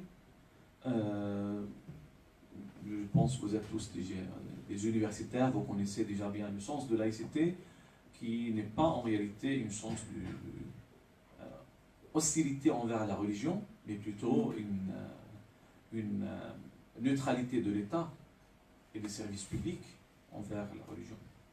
Okay? Et ça, c'est le principe fondamental donc, qui définit la laïcité, qui est mentionné donc dans la Constitution de 1958. Toujours on fait référence à la loi 1905, mais en réalité la loi 1905, elle est simplement une loi qui traite la séparation financière entre l'État et l'Église. Et cette loi-là ne mentionne aucune part la notion de laïcité. Le mot laïcité n'existe pas dans cette loi. Donc, pour comprendre le sujet, tout simplement l'État est indépendant. C'est bon. Non. Bon, c'est un alarme pour nous. Ouais. Donc, on ne va pas trop tarder, je vais vous libérer rapidement. Donc, lorsqu'on a un contrat entre deux personnes qui va avoir comme objet du contrat ayant un critère ou un caractère religieux, okay, donc ce caractère-là peut être admis et ce contrat est valide en droit civil. Lorsque je dis par exemple je veux conclure un contrat sans intérêt, ce contrat il est valide tant que je respecte le droit. Donc tant que je respecte les droits, l'aspect religieux dans le contrat peut être admis. Okay. Donc ça c'est au niveau donc, de la sphère donc, en général. Après, on a une application particulière du droit musulman pour certains cas. Donc, qui sont les musulmans de Mayotte, les Mahorais, qui vont avoir un système juridique très particulier. Eux, ils sont soumis au niveau donc, du droit de la famille, ils sont soumis au droit musulman, et non pas au droit français. Les Mahorais, qui sont des musulmans français de Mayotte, ils sont soumis au droit musulman, et notamment au droit musulman de l'école Shafi'ite. On va voir que ce code-là, ou leur régime, est soumis notamment à un livre précis qui est Minhaj al-Talibin de Al-Nawawi, donc qui est un juriste shafi'i du XIIIe siècle. Pour être soumis à ce système juridique dérogatoire, il faut avoir deux conditions, être un Mahorais et un musulman. Une personne soumise à ce système, lorsqu'elle va changer son domicile, par exemple, venir habiter en France, dans l'Hexagone, donc, n'est plus soumise à ce système juridique. Okay. Mais lorsqu'elle revient à Mayotte, elle revient donc sous l'application de ce système particulier. Ok. Après, donc, on peut dire que la transmission de ce système dérogatoire exige donc que les deux parents soient soumis au système dérogatoire. Donc, j'essaie de résumer. Ce système a subi beaucoup de modifications. Déjà, la juridiction compétente pour trancher les litiges et donc émettre les décisions de justice pour tout ce qui concerne le droit de la famille sur le sujet étaient des juges musulmans de Mayotte qui sont nommés Qadi. Donc Qadi, on traduit par juge. Cette juridiction particulière était abolie en 2010 et les Qadis sont devenus comme étant des assistants du tribunal qui va trancher, qui va se statuer sur le litige concernant le droit musulman, ou concernant une affaire du droit de la famille, c'est-à-dire applicable, le droit applicable, c'est le droit musulman. Cette modification donc, qui a eu lieu en 2010, elle a changé la figure au niveau de la juridiction compétente. Aussi, on a eu plusieurs modifications du système dans son fond. En 2001, on a eu une possibilité de renoncer au système. Donc, une personne qui est soumise à ce système juridique, elle peut dire, voilà, je ne veux plus être soumise à ce système. Elle revient au droit français commun. Cette révocation, ou cette renonciation, elle est irrévocable. On a aussi en 2003 une modification qui est très profonde, qui va donc limiter le champ d'application de cette dérogation, qui va donc aussi interdire la polygamie et interdire la discrimination entre les enfants dans le cas de l'héritage. Donc la discrimination basée sur l'appartenance sexuelle, donc sexe masculin, sexe féminin. On va avoir donc une répartition égale de l'héritage. Donc on va vraiment voir des modifications dans le fond de la loi. Aussi, interdiction de la répudiation unilatérale, le talaq, connu en droit musulman, donc dès 2005, ne sera plus autorisé. Okay. Une personne qui était par exemple mariée à un deuxième mariage selon le droit applicable à son époque, son second mariage sera toujours reconnu comme étant légal. Okay. Mais à partir de cette date, qui est le 1er janvier 2005, la personne ne peut pas faire un deuxième mariage. Okay? Ou la personne ne peut pas faire simplement donc, la répudiation unilatérale. Donc on a eu cette modification dans le fond de la loi. Aussi en 2004, on a eu d'autres modifications. On va essayer de passer rapidement. On voit donc que le droit musulman, dans cette particularité, donc, qui est les musulmans de Mayotte, okay, et seulement dans le droit de la famille, en ce qui concerne le mariage, le divorce, l'héritage et le testament, on a eu une application directe du droit musulman. Une application directe. Maintenant, on peut avoir d'autres applications du droit musulman qui relèvent du droit des contrats. De façon générale, on peut avoir une application qui relève du domaine de la vie privée, des contrats entre des individus, mais aussi on a eu une certaine recevabilité directe dans la législation française de certains contrats de droit musulman.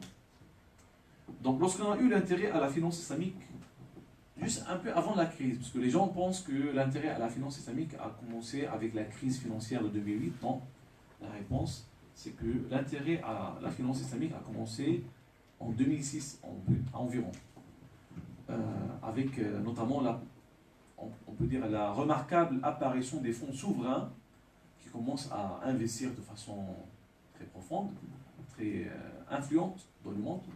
Et on a commencé à s'interroger comment peut-on attirer les investisseurs des pays du Golfe pour investir en France. Voilà. Et notamment les fonds souverains. C'était l'intérêt. Donc on voit des tables rondes qui étaient organisées au Sénat sur le sujet, des rapports du Sénat sur le sujet. Première décision ou premier texte qui a un aspect juridique, c'est la décision de l'AMF ou la position de l'AMF qui présente les critères qui doivent être respectés par un OPCVM islamique. Donc lorsqu'on va émettre un OPCVM islamique, comment on va donc admettre ce système qui est particulier. On a un OPCVM, donc il faut respecter déjà toutes les règles concernant la création, la commercialisation, la distribution du fonds ou de la SICAV. Et aussi, il faut qu'on respecte certaines règles particulières d'après son aspect islamique. Okay. Après, on va avoir, à partir de 2008, une émission de ce qu'on nomme instructions fiscales. On va avoir 4 instructions fiscales qui vont réglementer de manière un peu généralement, dans un cadre un peu léger, on peut dire, on va avoir une définition, on va avoir quelques caractéristiques des contrats de droit musulman. Donc chaque instruction, elle est propre à une forme contractuelle. Donc on a les opérations de murabaha et de tawarruq, on a les sukuk d'investissement, qui sont donc des titres financiers du droit musulman, et les opérations de ijara, donc, qui sont le substitut du leasing, de location, de crédit bail, et les opérations de istisna, donc de demande de fabrication. Ces contrats-là sont présentés dans les instructions fiscales, donc qui sont donc une source légale, on peut dire, mais voilà, qui a une valeur très minimale par rapport aux autres sources. Mais c'était une manœuvre pour éviter un blocage de l'émission de ces textes-là. Donc ce sera simplement émis par la direction fiscale.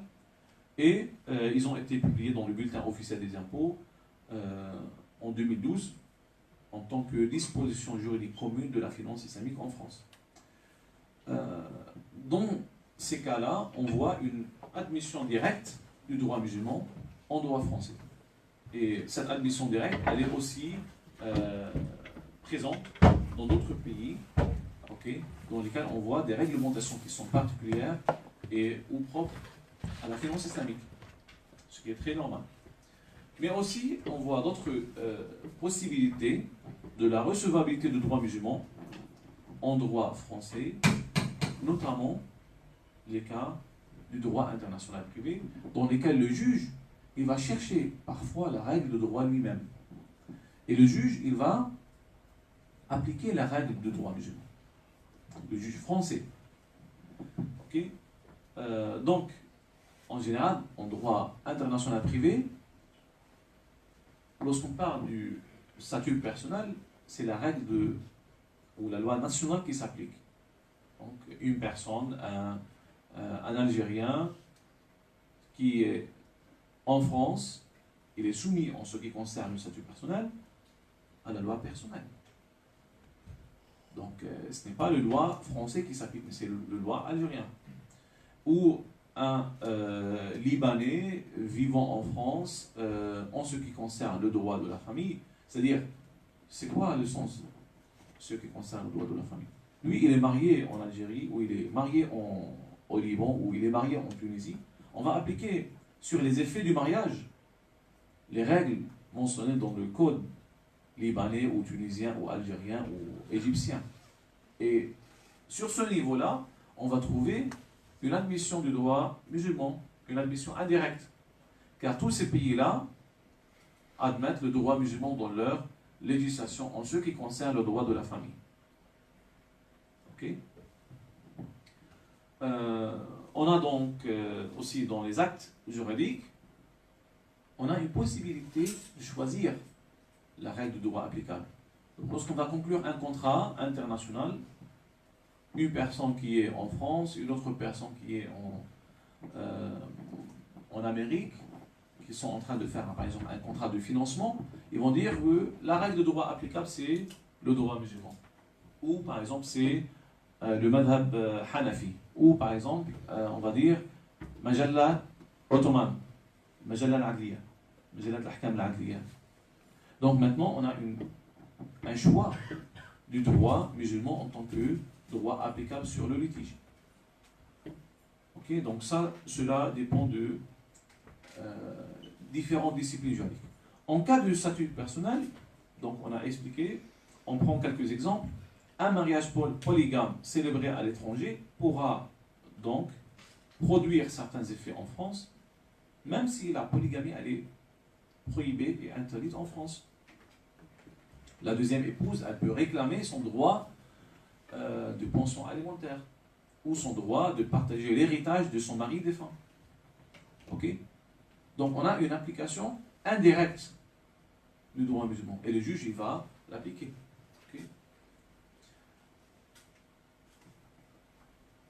Donc cette admission n'est pas absolue bien sûr. Par exemple, une personne qui est résident en France, qui est donc mariée avec donc un second mariage avec une personne qui est à l'étranger, n'a pas le droit de demander le regroupement familial pour faire ramener sa deuxième épouse en France. Okay? Ce qui est très normal. Et ou même la deuxième épouse n'a pas le droit d'avoir donc les subventions familiales, okay, en tant qu'épouse indépendante. Mais elle a le droit de demander le partage de ces subventions avec la première épouse. Okay, donc on voit que cette admission elle est adaptée à la particularité du droit français. Et ça c'est très intéressant. Au niveau du droit des contrats, en droit international privé, on a une large possibilité d'inclure le droit musulman dans ces contrats-là. On peut même choisir le droit musulman en tant que système ou en tant que régime juridique applicable sur le contrat ou sur la relation contractuelle. Et on le voit donc clairement dans la Convention de Rome 1 qui admet et qui autorise explicitement le recours à des systèmes juridiques ou à des lois non étatiques. Okay, donc on peut nommer, choisir une loi non étatique et l'appliquer sur le contrat. Okay.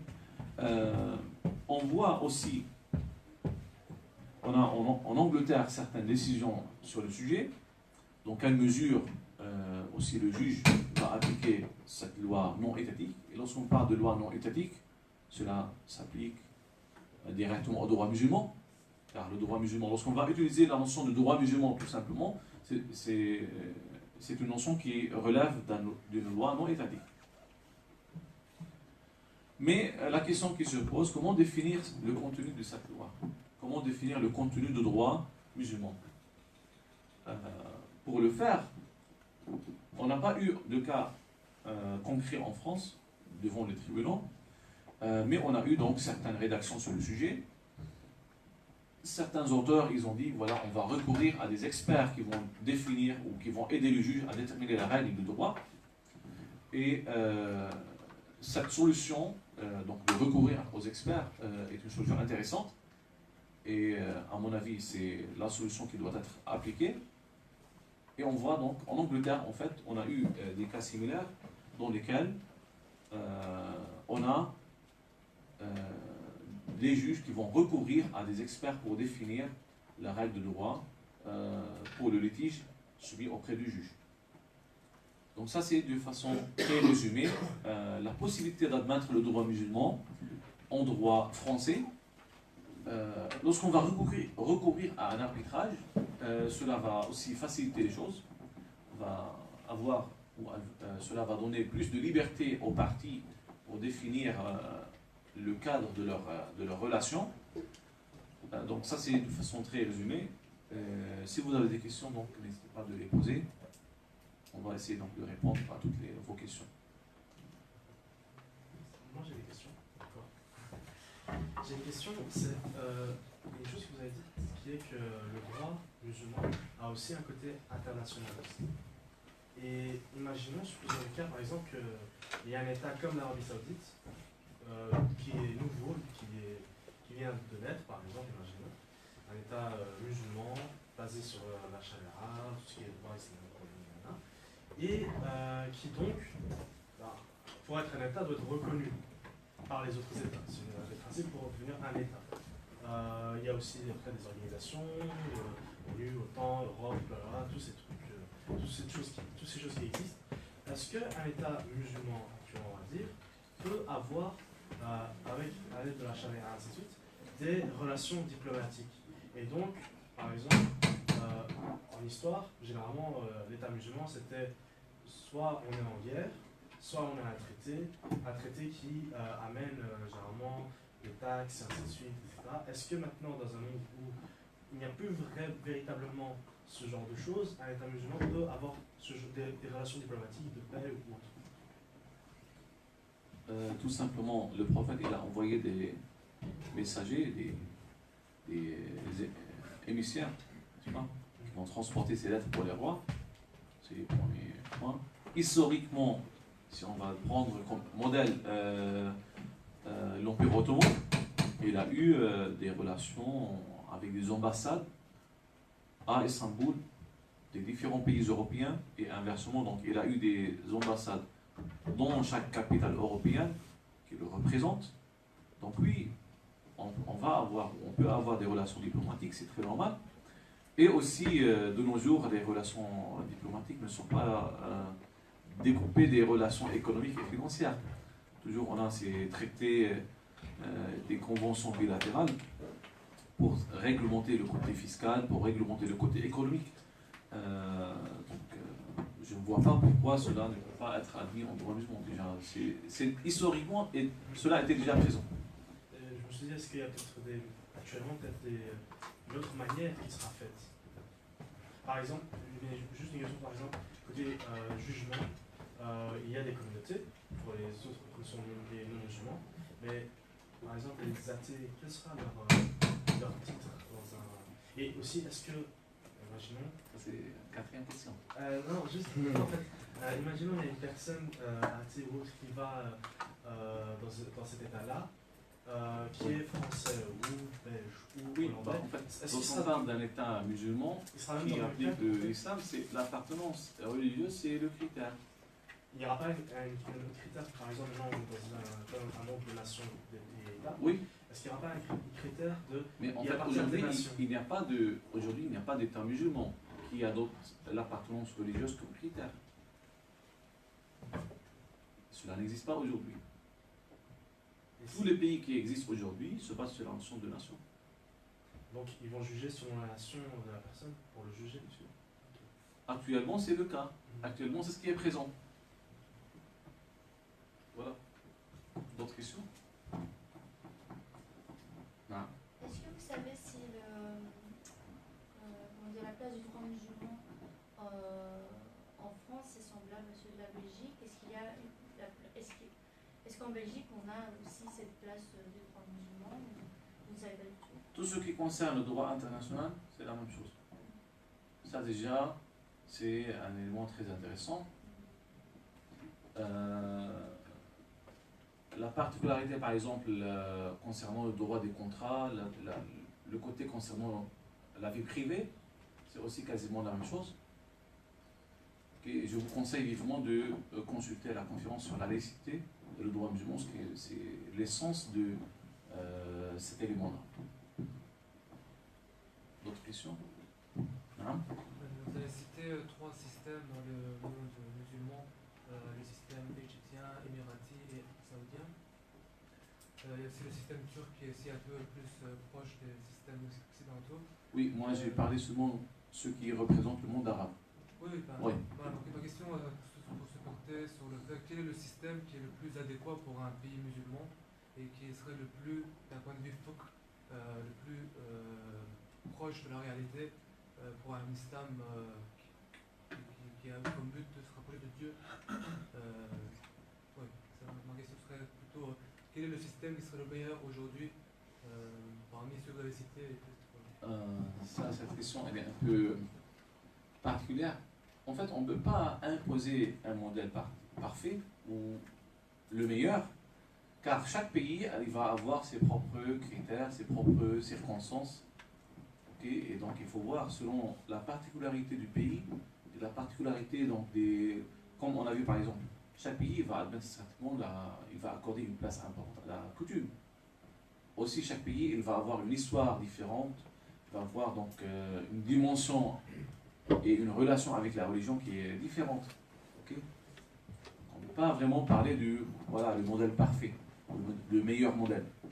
Mais on a déjà des modèles comme l'Iran ou comme l'Arabie Saoudite qui vont avoir donc un système politique entièrement islamique. Et chacun il va présenter sa propre vision sur le sujet. Et du coup, à ce moment-là, on rattacherait plutôt alors la législation. Parce qu'en islam, il n'y a pas d'une forme particulière. Il n'y a pas de forme particulière. On a le calife, donc, qui peut être une personne ou même un comité. Des devoirs, des obligations, voilà. C'est tout. Il faut respecter ce cadre-là. Et après, il y a d'autres systèmes, la législation, ainsi de suite. D'autres questions? Naam? D'abord, désolé pour le dérangement, j'arrive un peu tardivement. J'ai une question concernant le califat, étant donné que vous l'avez évoqué. Est-ce que vous pensez que, à l'heure d'aujourd'hui, un califat serait nécessaire pour une meilleure gestion de la politique arabo-musulmane? Un califat est nécessaire pour une meilleure gestion? Certainement oui. Oui, mais est-ce que le monde actuel, dans les pays musulmans, peut assurer je ne veux pas dire union, mais simplement une homogénéité ou une coordination entre deux pays? Mais tu vois, il n'y a pas deux pays musulmans qui sont en paix ensemble. N'est-ce pas? Non. Bon, si on va parler, voilà, d'après leur appartenance religieuse, s'ils sont tous pieux, qui cherchent le bien-être, pourquoi pas? Bien sûr, dans ce cas, le fait d'être un grand pays de référence, ça sera un atout indéniable. Non. D'autres questions? Moi j'ai une question, juste rapidement. La justice entre les personnes, imaginons, d'autres madhhabs, comment ça se passe généralement? Imaginons qu'il y a un mec qui se retrouve dans une terre où il y a beaucoup de Hanafi. Je me suis demandé toujours comment ça va se passer. Est-ce que donc chaque de ces madhhabs connaissent tous tous les madhhabs parfaitement pour donner justice, ou bien comment ça se passera? Et surtout s'il y a un litige entre un Hanafi et un Maliki. Oui. J'ai reçu la même question dans une autre conférence. C'est très bien, donc vous avez bien réfléchi le sujet. Premièrement, un Hanafi, par exemple, qui vient, ou un Maliki qui est à Damas, un pays qui est purement Hanafi, Shafi, ou au Caire. Non, au Caire, il y a du Maliki. À Damas, le cas qui est plus flagrant. Donc, un Maliki à Damas, il vient chez le juge, il a un problème avec quelqu'un. Le juge, il va trancher selon son école, à lui, l'école du juge, et non pas l'école de la personne. Ok? Donc, pour assurer l'homogénéité du système juridique. C'est normal. Est-ce qu'il peut demander une application selon son école? Ça peut être appliqué dans certains cas où les deux personnes qui sont d'une école qui réclament l'application des préceptes de cette école-là. Mais en principe, c'est le juge qui va appliquer. Pourquoi? Car en réalité, comme on l'a dit, la décision du juge, elle est une forme de ijtihad. Donc c'est lui qui va décider. Ok? C'est clair? Non. D'autres questions? Très bien, donc je vous remercie pour votre présence et n'oubliez pas, donc pour demain, on sera dans une autre salle. Au H1 308. Donc on parlera de la finance islamique et de sa présence en Europe. Je vous remercie.